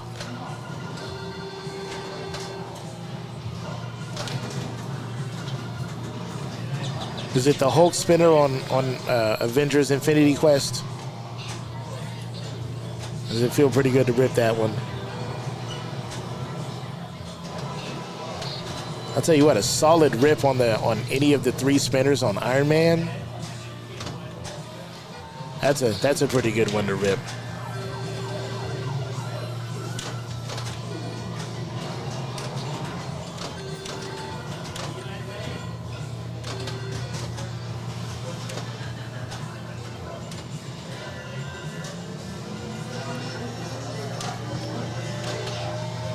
Harlem Globetrotters has 3 spinners Feels great when the left spinner's lit for 2K a spin. Wow. Wow, that's amazing. Harlem Globetrotters, you don't say. Man. Harlem Globetrotters sure would be fun to play. I wish Cactus Jacks had a Harlem Globetrotters.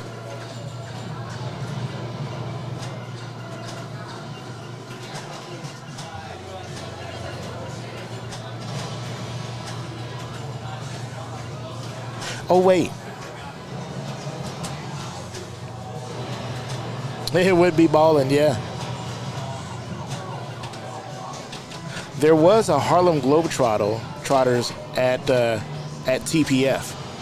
It was so clean it won a Best in Show award. Like the thing looked brand new, like it had been pulled out of the box yesterday.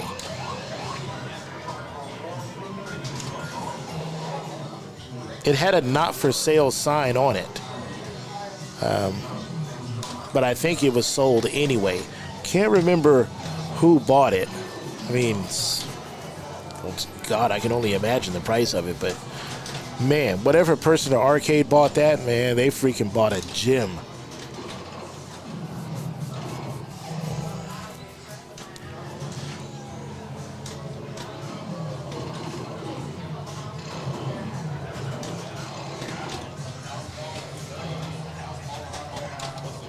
I mean, that freaking playfield looked like glass.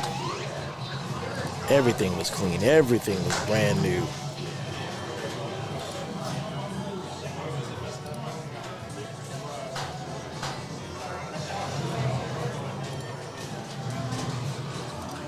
Chad Lauer versus Jessica Schmidt. Hex. I know, right? Like, whoever friggin' bought that is like, man, somebody was reaching way deep in the pockets for that because it wasn't even for sale. Somebody had to say those magical words, but you want something real bad? You know the words I'm talking about. 3 words. Name your price. And somebody paid it.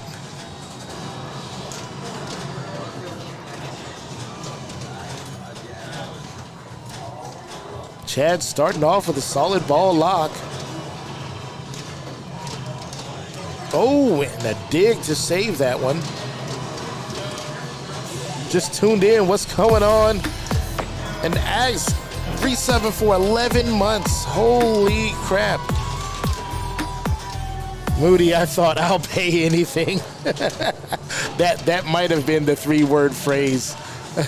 I'll pay anything.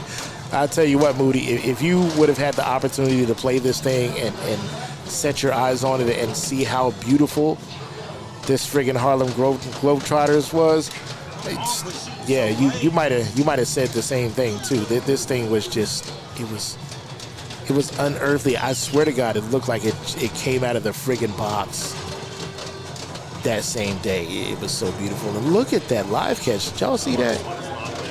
And thank you very much, Sax. You are very much appreciated. 1 more month to go. This means that you subbed probably during a Silver Ball Showdown, which would have been May of last year or slightly before that. So coming up on a 1-year anniversary. Thank you very much, Sax, for being a supporter of the stream. Thank you all for being a supporter of the stream. Without you guys, there are lots of things that I would not be able to make happen, and I'm excited for the things that are coming up for Try to Tilt Pinball streaming.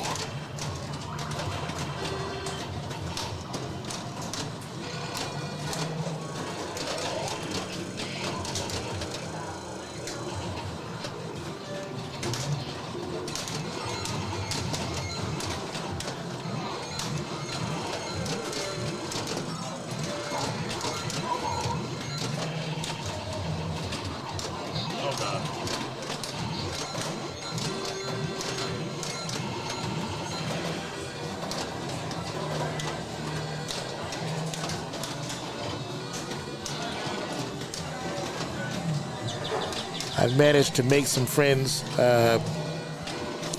at TPF and outside of TPF. We joked about what the future of tournament pinball and professional pinball, not just tournament pinball, but professional pinball, would look like. And we made some jokes, and some people weren't smiling because they were dead serious, and I was very surprised by that. If you know anything about esports like League of Legends and the kinds of payouts that those teams get, imagine something like that coming to pinball.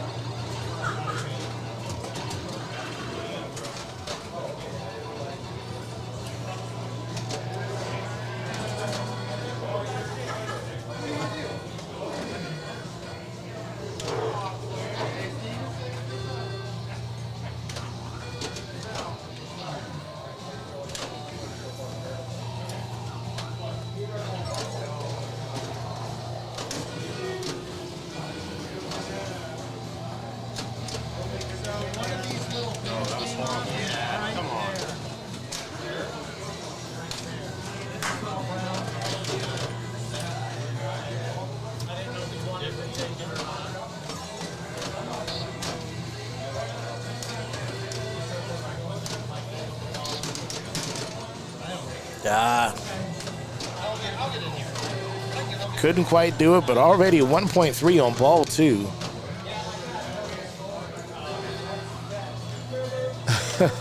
Jessica shaking her head. She's got a mountain to climb, but it's nothing that she hasn't done before. The Firebird dropping the follow. Thank you very much for that, Firebird. Welcome to the Tilt Gang. Moody says, my opinion, certain tourney formats are getting too long. Some of them are quite long, especially when there's a day or two of qualifying before the main tournament. It can seem like it's quite a long while. And if you're playing in that tournament, you're just like, yeah. I got a stock call too, whenever you get a chance. Yeah. I don't want to tell him. And Jessica's got new glasses. I like him, Jessica. Looks good.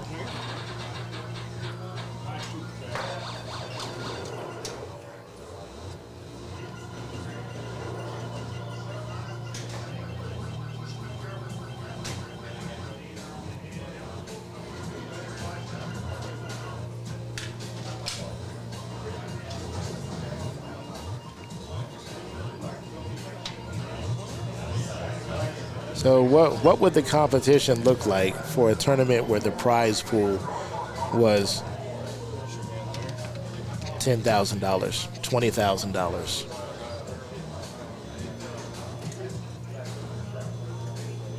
What would the tournament format be?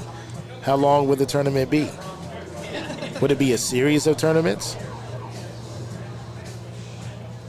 No, Moody, I did not. She did not ask for my advice when it came to choosing new glasses. But it doesn't look like she needed my help, so. She apparently likes the very round frames. They look good on her. She knows what she's doing. She don't need my help. Now, that's how you do it. She's ripping that lit spinner. She's got a plan. Tried to backhand it on the fly. Didn't quite work out. There we go. Another on-the-fly shot. Just spooling them numbers. Let's go. She is on the fly. Backhand on the spinner. She's not going to be able to get there. But still, a good effort to catch up for sure. Yeah, I'm constantly telling people at work, like, spend the money on the pills, not the pill bottle, if you know what I mean. You know, the lenses are the part that actually helps you see. Who Who gives a shit about a Versace frame, right? Spend the money on the pills, not the bottle. So Chad's got his own strategy. He wants that multi-ball. He's in the lead, so he feels comfortable going for it.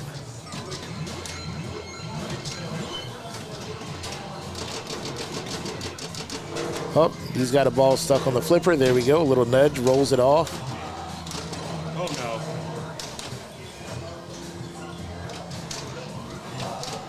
No, damn it. Oh, and tilted. All right. So Jessica needs to get to just under 1.5. So she already got 500 on this last ball. So let's hope for some ball 3 magic for Jessica. So Chad's left her a ball locked up top. But I think personally she's going to go for ripping that spinner. She tried the backhand.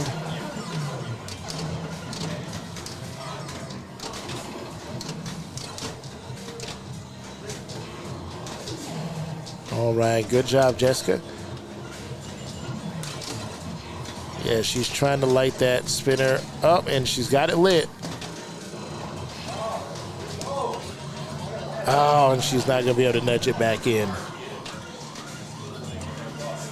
This is a good effort there. I like to see these players when they play it. You know they've got a clear plan, and it's easily discernible. And there you saw 2 different approaches to the same game.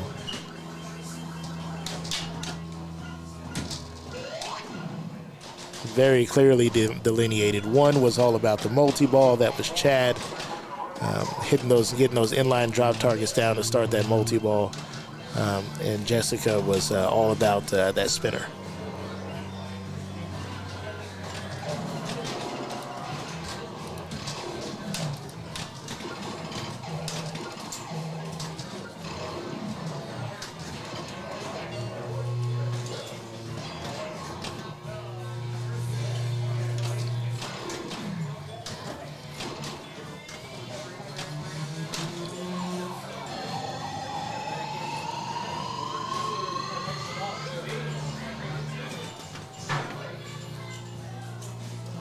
Now, I have, not this Friday, but next Friday off work, which is unusual. I usually don't have a Friday off. Why am I holding this like a big-ass cigar? I think it's because secretly my body is trying to tell me something.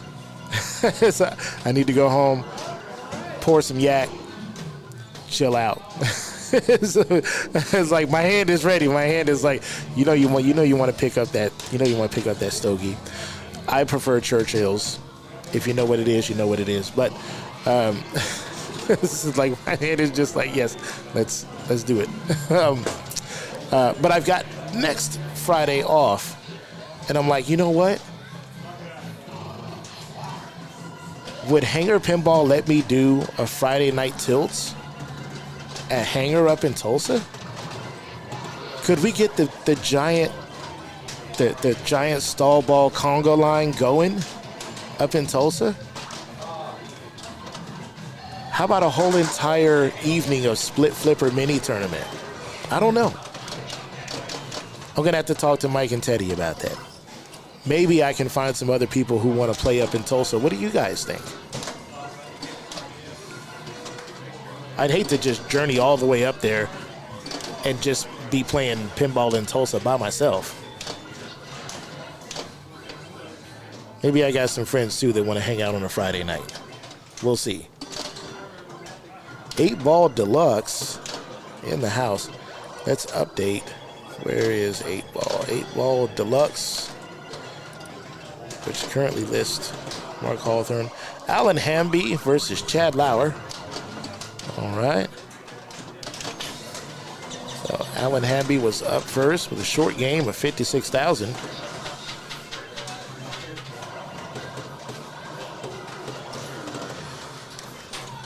So, if you don't know 8-Ball Deluxe, I've been learning a lot about it, but the general crux of it is get your drop targets, Then get your inline drop target and your saucer there.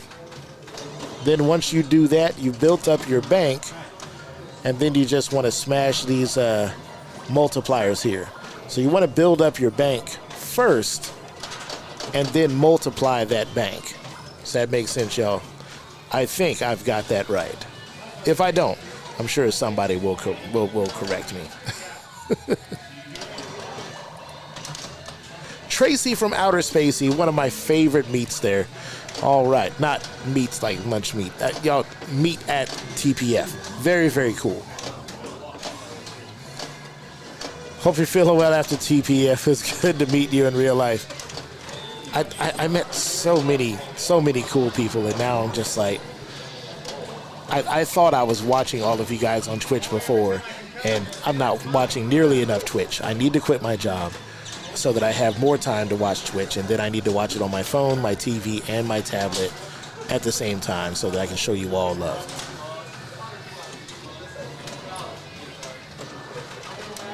All right, so Chad gonna try to make up for his short ball to I've got the meats. Oh, house ballerama for Chad.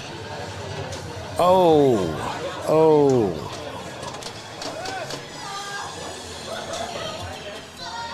House ballerama.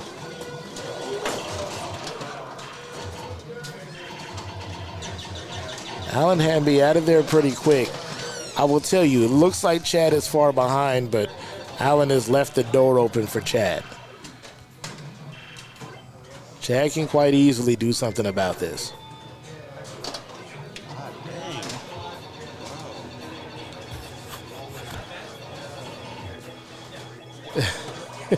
He has no idea what's going on in chat.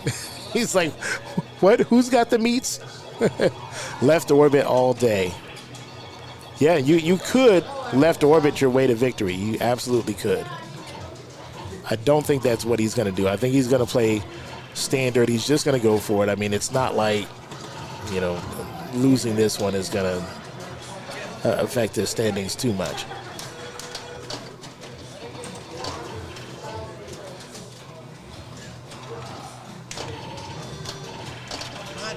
Oh, man. Oh, baby girl, I'm back. It was cereal hour. Oh, man, cereal hour sounds awesome. What kind of cereal was it? This is going to turn into a Don't Panic flip stream. And the next stream, I'm just going to have like 8 boxes of cereal lined up behind me, and we're just going to taste test cereal all night. But what kind of cereal was it? Can he read chat? Yes, he can. He can see chat, yes. But, Sax, be nice. Chad, you suck. Fruity Pebbles, one of my favorites. One of my favorites. I love the strawberry milk that Fruity Pebbles leaves behind. So, I was trying to motivate him. For those of y'all that don't know, Chad likes, he likes the idea of proving people wrong, and it motivates him when somebody tells him that he can't do something. He just tries that much harder. So telling Chad that he sucks is a common thing around here, and then it just works like a power-up for him.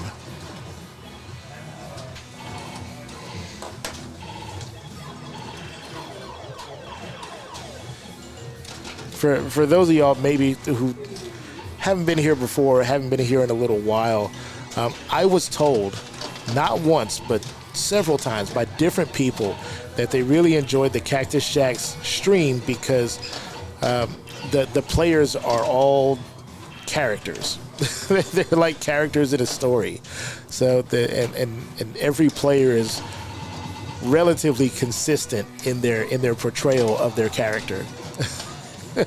So people really enjoy seeing Chad. They enjoy seeing Sean. They enjoy seeing Austin and his power stance and his ability to not smile at all while playing a game. You know, they're all fantastic characters, and it just made me think like, wow, I don't really recall that ever being mentioned on any other stream. So I'm actually I'm actually really proud of the people here at Cactus Jacks for being themselves, and being the kind of people that people enjoy watching, whether or not it's an evil character or a good guy, or I've been told I'm like The Rock. Sax, I have been telling people, okay, y'all. So Sunday, I was hanging out by the loading docks, just killing time, for that 8 hours before I had to take a bus trip back home. And I was chilling back there, and for some weird reason, Austin decided to, I don't know, he just went into like Bruce Lee mode and just started kind of hopping back and forth. And then just gave me, I guess, what he would consider a pulled kick or a very light love tap to my shoulder. I still feel that. This man is knocking people out in the OR, knocking them out at a pinball machine, and apparently knocking them out in real life. Oh God, how I would have almost died had it been a real kick from this man. Austin, you are a lot stronger than you think. Firebirds EPG, see in your description you built a V-pin. Would love to see it. I also built one. I had a blast doing it. Yes, I did build my own V-pin, and as a matter of fact, I am building a V-pin for my new co-host, Derek Rotler. And baby girl, if you didn't know, I just spoiled the surprise, but you said that he tells you everything. So I imagine that you knew. Jessica's in the lead with 9 points. Thank you, Moody, for staying up on that. Yeah, V-pin is fantastic. I actually borked my V-pin because I screwed up on upgrading to 64-bit. So later this week, Game Club Central is going to help me straighten that out. Bah, didn't hear your reply. Got an ad. Oh, yes, I did build a V-pin, and it's a lot of fun. I enjoy it very much. It lets me experience games that I otherwise would not get the chance to play at all, which is amazing. And I'm building one for my co-host. So that way we can do some V-pin battles, he and I. Do some V-pin tutorials and stuff like that. So a lot of cool things are going to be happening later this spring and summer.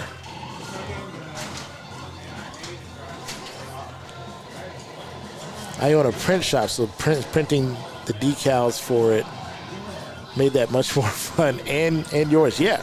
So Derek has chosen on his V-pin for me to just paint it satin black, like a satiny gloss black, and he just wants to put pinball stickers all over it, kind of like the old trunk cases they used to travel around the world, and you see all the destination stickers all over it. That's what he wants his V-pin cab to look like. So I'm like, man, that's friggin' awesome. So going to these pinball places, hitting up pinball manufacturers, for stickers and stuff. Yeah, that's going to make an awesome V-pin. I think it's a great idea. So, Sax, how does this end? Certain number of rounds, no finals. No finals. It's going to go until 9:30, and then at 9:30 the scores will be tallied up, and whoever is in the lead wins.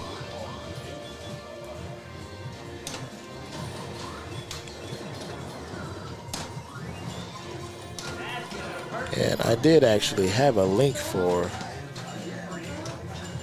it somewhere. Match play events. Let's look at standings. And, it looks like Dean St. Ange is tied with Jessica Schmidt at 9 points. Although Dean St. Ange has played 14 games as opposed to Jessica's 13 games. Mike Lonsky and Derek and Chad are all tied at 8 points.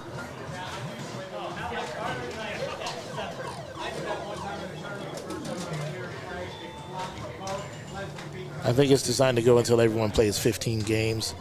Might be. Let's look at the overview. Duration, 15 matches. Yes, it is. Automatic tiebreaker depends on strength of opponent.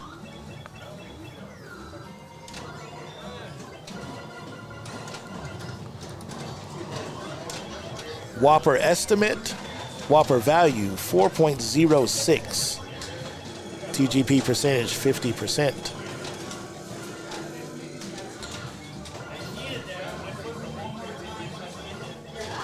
So you come in first place, you're going to get 4 Whoppers.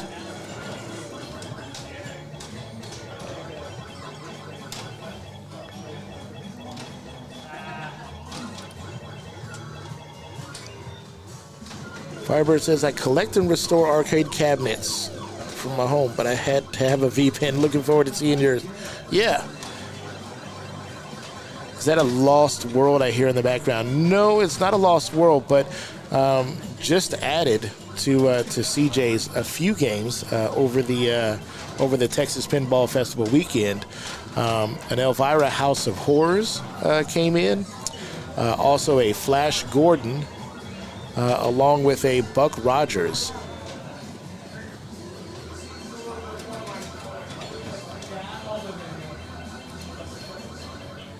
Say that again about the Whoppers.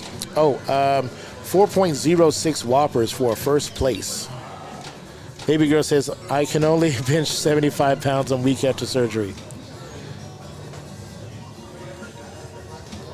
Yeah, so in this bank, there are Buck Rogers, Captain Fantastic, 8-Ball Deluxe, Fathom, Fireball, Flash Gordon, Laser Ball, Nitro Ground Shaker, Playboy, $6 Million Man, Supersonic, and Wonelli with the big juicy melons.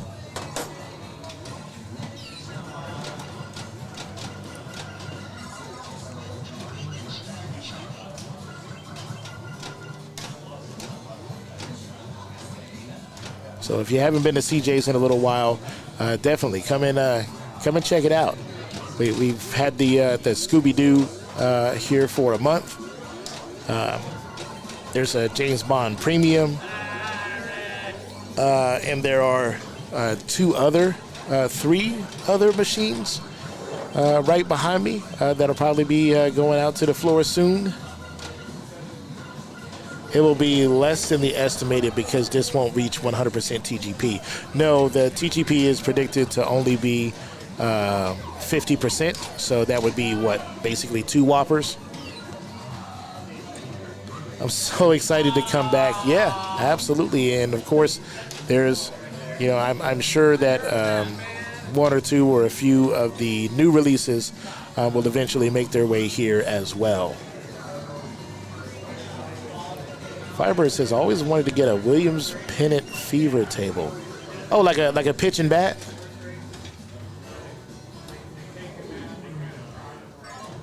$4 per meaningful game. So if 10 games, only 40% of that value. Okay.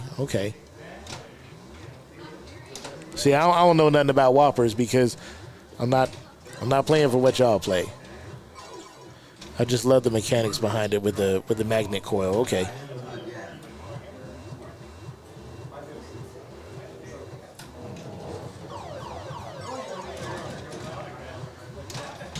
See, Austin knows all of that weird math and stuff, and so he's gonna have to educate me on that stuff to help prepare me so that I know even at least a little bit of what I'm talking about for these big tournaments. For the most part, I am just color commentary. So for those of y'all that show up to watch me talk about everything under the sun except for pinball, I appreciate it because that's the only thing I know how to talk about. I'm just a fan. That's the way that I view it. I'm just a fan. I'm here watching pinball with y'all, enjoying the action, and I can't wait for League, for Spring League, to start back up proper, and that way these weird pauses and breaks in the action, a lot of that'll go away.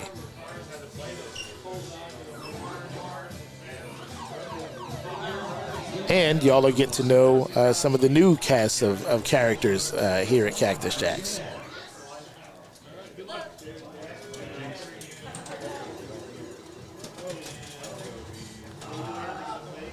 We'll be doing things like remote commentary for some league nights up in Tulsa. So I'll introduce y'all to the cast of characters there as well. And believe me, there are quite a few. So if you are not subscribed to Hangar Pinball up in Tulsa, please show my friends some love. Find them on Twitch, twitch.tv/Hangar Pinball, and show them some love. Give them a follow, because I'm going to be there. All my friends will be there. We're going to have a good time. Y'all meet me one day too. Heck yeah. I love meeting new people, playing pinball with new people. Maybe one day I'll be able to do my Friday night tilts again, and I can meet so many more of you, because I know not everybody wants to play, league night and competition play and stuff like that. So, having y'all out for beer drinking and goofy fun like stall ball and split flipper, 5-way jackpots and giving away a little bit of pocket change to the winner. That's always fun. I was able to acquire some stuff for some giveaways on stream, and maybe even some tournament win prizes. While I was down in TPF, found some people who like what I do here on the Try to Tilt stream. So. We want to make it even more exciting to watch, and make the tournaments even more exciting to play in.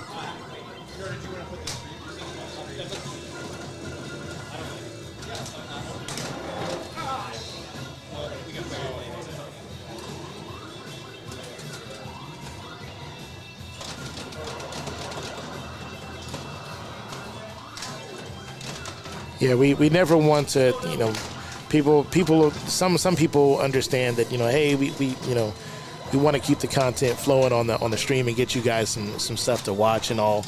But at the same time, we also understand these guys are trying to play, they're trying to win and increase their score, stuff like that. So, we don't want to interrupt their games with the streaming. So during formats like this, it's very, very hard to stream because the games happen so fast. They're only 2-player games. And people are trying to get in all of their games, all 15 games, in a short amount of time. So we don't want to be interrupting their game like, hey, it's ball 2, let me shove the rig and in here with all its lights and microphones and cameras and stuff, and break that momentum. So unfortunately, we just have to wait, but that's all right. But if you guys have questions about Cactus Jacks or questions about anything that you see here on stream, you're more than welcome to ask them. You should throw in some one-handed games. That's fun to watch and helps in flipper skill.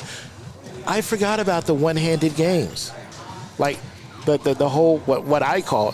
So one of the first formats of games that I played here at Cactus Jacks when I started learning about tournament play and all was I think it was a battle for the Elf Christmas party. And there were 6 machines that you had to play. One of them was you had to play Guardians of the Galaxy blindfolded for 3 balls. Highest score wins. You had to play Ghostbusters. You had to play Tommy and Reverse Tommy. You had to play Ghostbusters Tommy style, which was the flippers covered. And then you had to play Game of Thrones Reverse Tommy, which was the top half of the machine covered, but you could see the slingshots and flippers. You had a 2-minute drill on Kiss. So you got 5 balls or 2 minutes, whichever came first, to score as many points as you could on Kiss. You had to play Aerosmith one-handed. And I thought there was another one. There was blindfolded, one-handed, Tommy and Reverse Tommy, the 2-minute drill.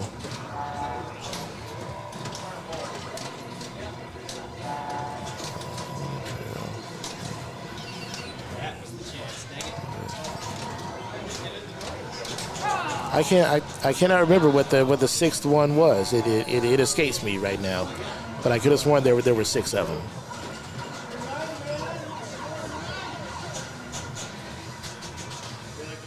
Oh, there was a Black Knight Sword of Rage, and you got 1 ball. You had to score as many points as you could with 1 ball. That's what it was. So sometimes when I'm at home and I'm drinking a lot of beer, I actually have those 6 inconvenient ways to play pinball as redemptions, and sometimes I turn those on, and people can redeem them throughout the night, and I try to play pinball following the rules of those redemptions.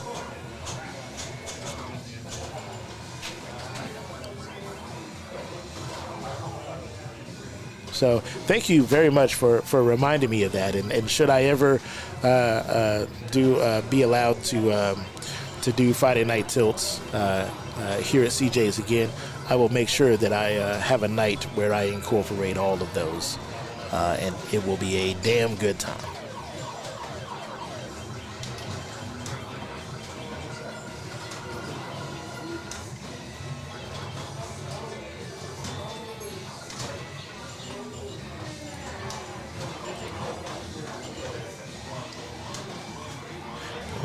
Okay.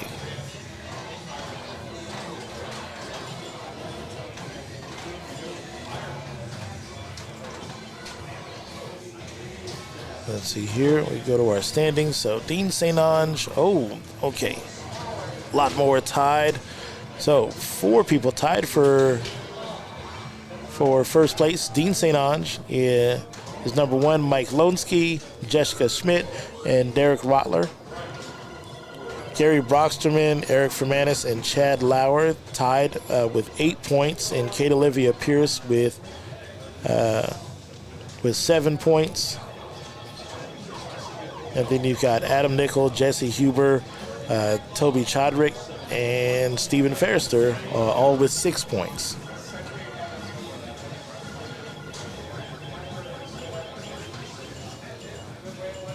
As Roku says, some of those sound insane. I don't think I can play any pinball blindfolded. It's very, very weird. But what I remember, there was one young lady, Milena, who I think she turned off the 2 pinball machines that were to the left and right of Guardians of the Galaxy, and then requested that the sound on Guardians of the Galaxy be turned off or all the way down. And she basically put her ear on the glass, and she was listening to where the ball was rolling, and that's how she played the game, and she ended up with a fantastic score that way. No one else did that, but she did, and she was able to win that game like that. So it was very, very cool. Sack says, I think Escher did the 1 billion point hurry up on Attack from Mars. One-handed. Whoa. Holy crap.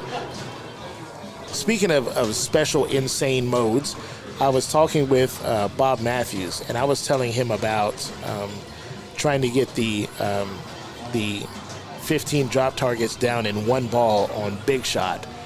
And he said, oh, if you want a real challenge, you should do the 6s on Monster Bash when it starts throwing all 6s. And he explained to me how to do that, and I was like, holy crap, that would take all night. That's one of those Dalton-style challenges where you'd have to watch him try to accomplish this ridiculous feat for 6 hours before he actually pulled it off. Yeah, hashtag things that sure does. Yeah, because he blows up a game, absolutely destroys it, and then it's like, what's next? I've already done everything. I know. Let's make the impossible even more impossible. Yeah, that's, when you're the best in the world, I mean, what else do you do with your free time except for continue to prove why you're the best? Exploiting Escher, yes. I think it was at the Summer Super Series. He was playing a game that I'm going to be getting later this week, and he was basically sending it to the upper playfield and then just kept the ball up there for so long that they had to tap him out. Like, they tapped him on the shoulder and was like, hey, Escher, they're dead. They're dead. They went home. They left. They're dead. They're making sandwiches, bro. Just stop. You already won. Like, how much do you have to be beasting on a game for other people to just tap out and go, look, I can't do that. Okay, it's over. It's done.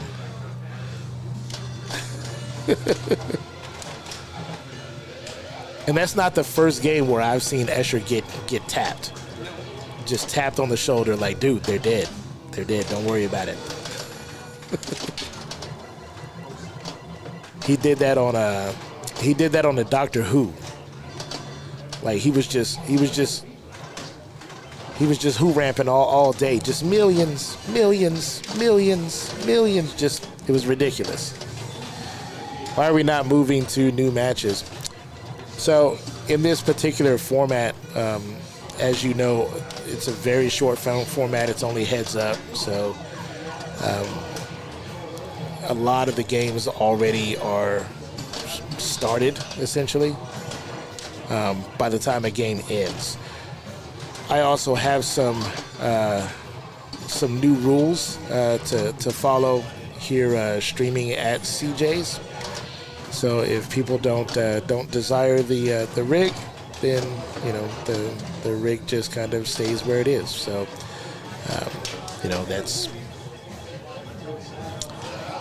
that's all I'm going to say about that.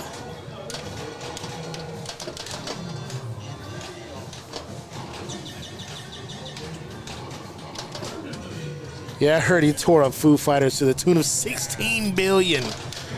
He apparently figured out a way to get one of the wizard modes to light over and over. Wow. Wow, that is a hell of an exploit. Holy crap. Yeah, well, thank you very much, Derek, for trying to get us a little something to watch there. Yeah, DC was not unlightning. Ah, they fixed it in the update. Okay. It's amazing how fast. Like, I think Travis, when we first got Rush here at Cactus Jack's, I think he figured out some way to keep hitting some shot. I think it had to do with the drum bonus, and it kept just spitting out like 27 million points or something per shot. It was ridiculous.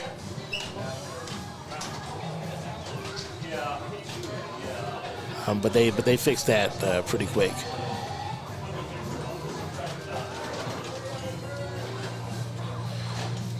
So let me see. Let's refresh this. So let's see. So just about everybody. So they should all be on their last games. So it's looking like Gary Broxterman is going to take this one. He's the only one with his 15th game in, and everybody else is on their 14th game. And it looks like they are all currently in that game.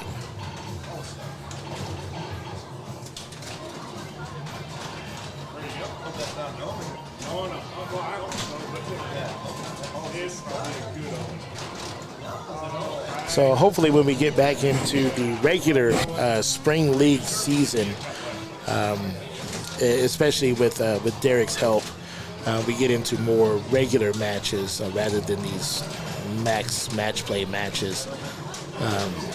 It'll be a little easier to move the rig around. It's especially hard tonight because the bank that they're playing on is all on one wall, so everyone's kind of crowded together. So it is a little bit challenging to move the rig around.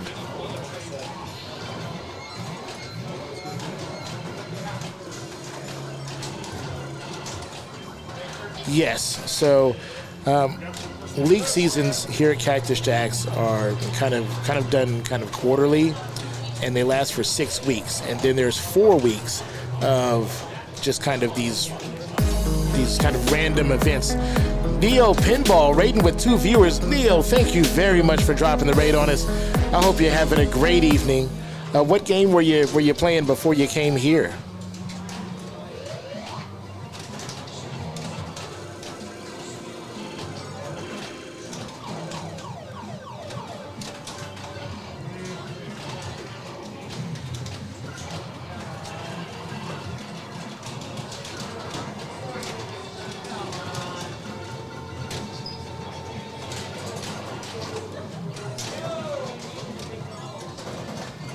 So I believe that the next league season starts next Tuesday. It'll either be next Tuesday or the Tuesday after. I'm not sure.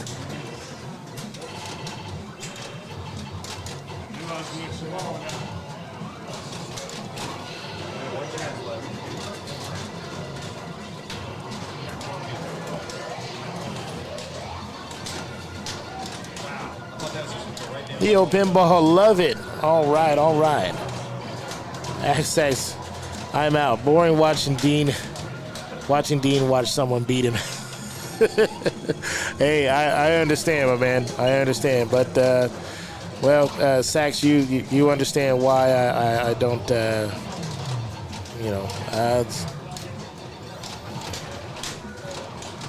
I have particular restrictions that are placed upon me, so I just work with what I can do. But don't you guys worry, because I got some cool stuff in the works. So we were playing a match on Matahari, and before that, a lot of Scooby-Doo from Spooky. Very cool. All right, that is fantastic. Yeah, there's a Scooby here at Cactus Jack. So for those of y'all that live around here and want to come play some Scooby, come on, play some Scooby. There's also a Pinball Brothers Alien right next to it. And did you guys see the Lord of the Game Room mods that you could put on an alien pinball machine? Oh my God. It would cost you like $3,000 to get everything, but man, that alien that they had right there in their booth, it was dressed to the nines with every mod they had, and that thing was sick.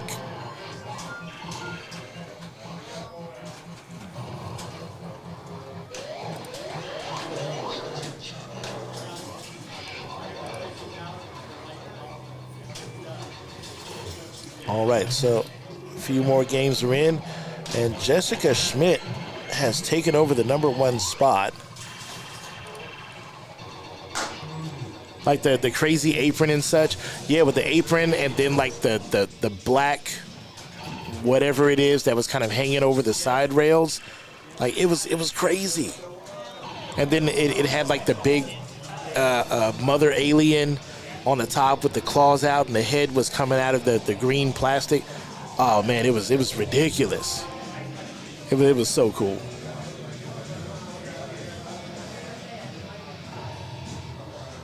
And they didn't have prices on nothing. And that told me right there, if you got to ask, you can't afford it.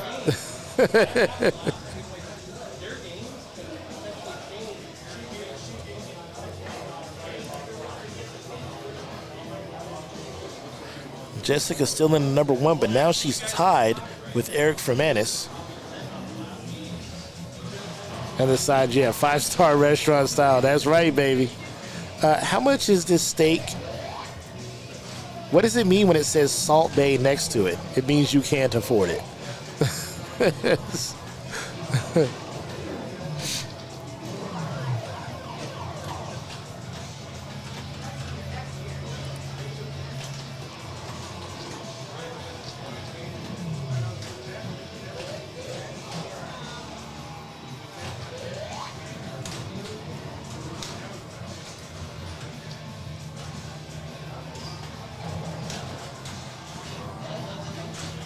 The 24 karat, no, they're not optional. They're mandatory.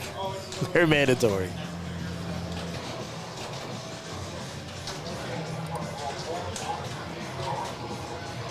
All right, let's see. I'm trying to keep up with this.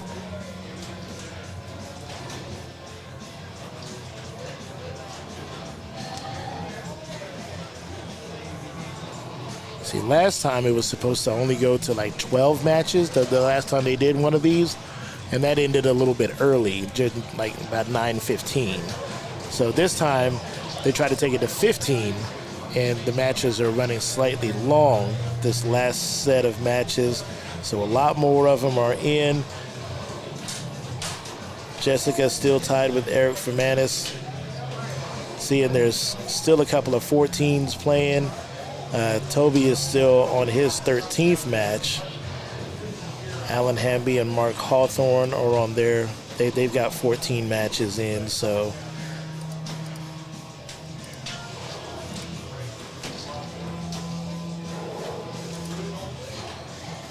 But at the top, I don't see. Yeah, I don't see any of these anything changing in particular. So I think we're going to get a last game of 8-Ball Deluxe with Jessica, Alex, Kate, and Adam, and then that'll be our last one of the night.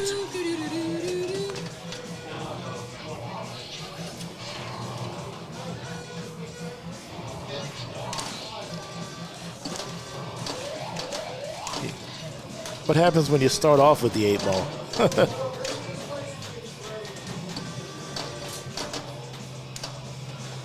So I'm pretty sure Jessica's pretty darn happy with herself. She put on a good performance tonight, coming in first. At least coming in first for right now.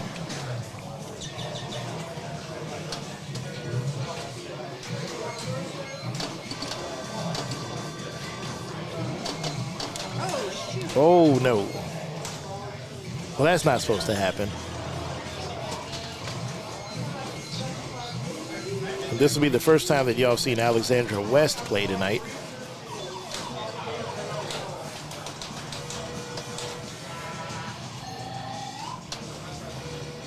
Smart enough not to use the side flipper there. Oh, come on. Get control of that ball. There we go. Okay. Left orbit for safety. Yep.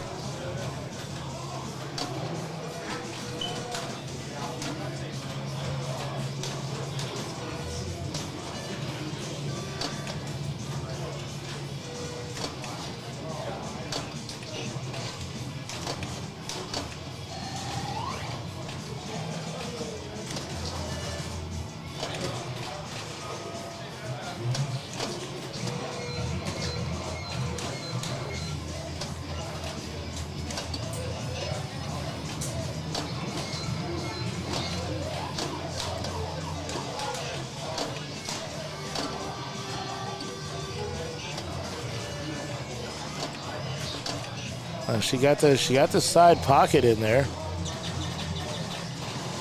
Look at that, a ball one with 431, and she made that look relatively easy.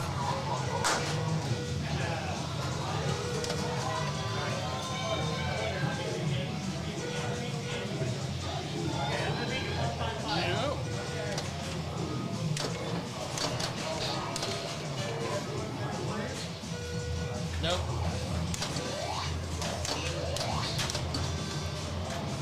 Wait, why goes down? What? Wait, why? Why are those targets down? Why are the bonus targets down?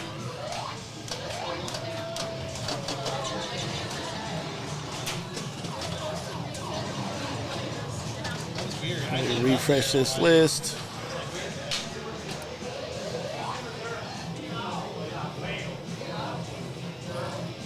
Jessica still in first.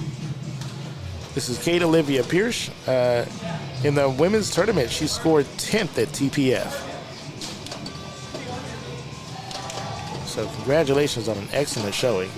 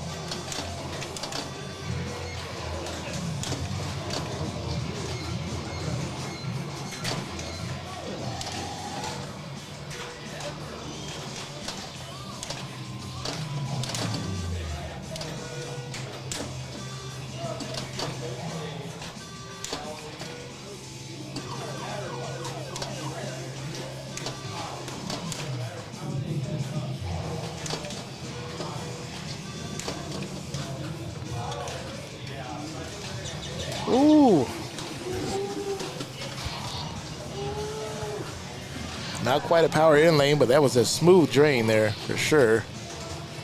All right, player 2, ball 2.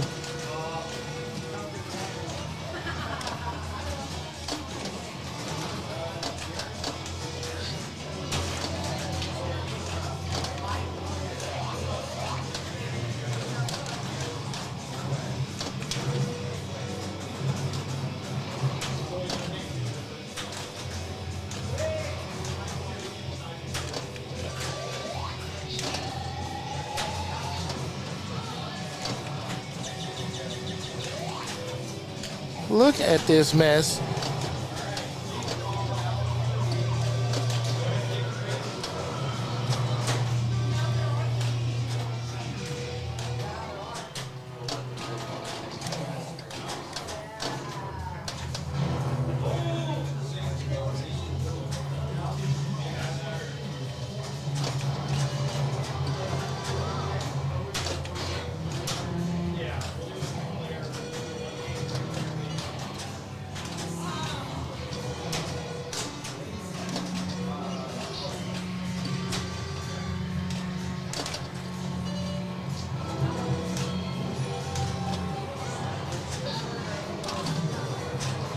Wow, a slap save gets it good. A drain for 700. Oh, man. All right. So, guys, I'm going to go ahead and grab the rig because it's time to put things away. So, I will be right back.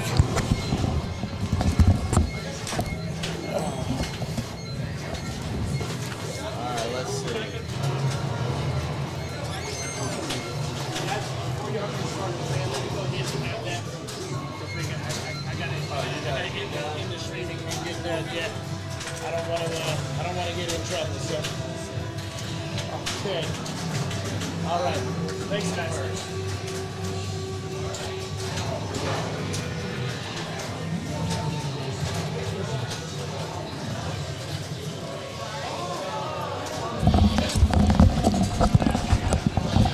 All right, guys, so I really appreciate y'all being here and hanging out with me.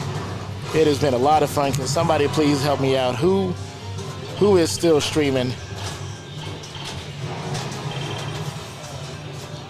Who is, let me see. Aha. Okay, let's do a raid and say hi to a friend.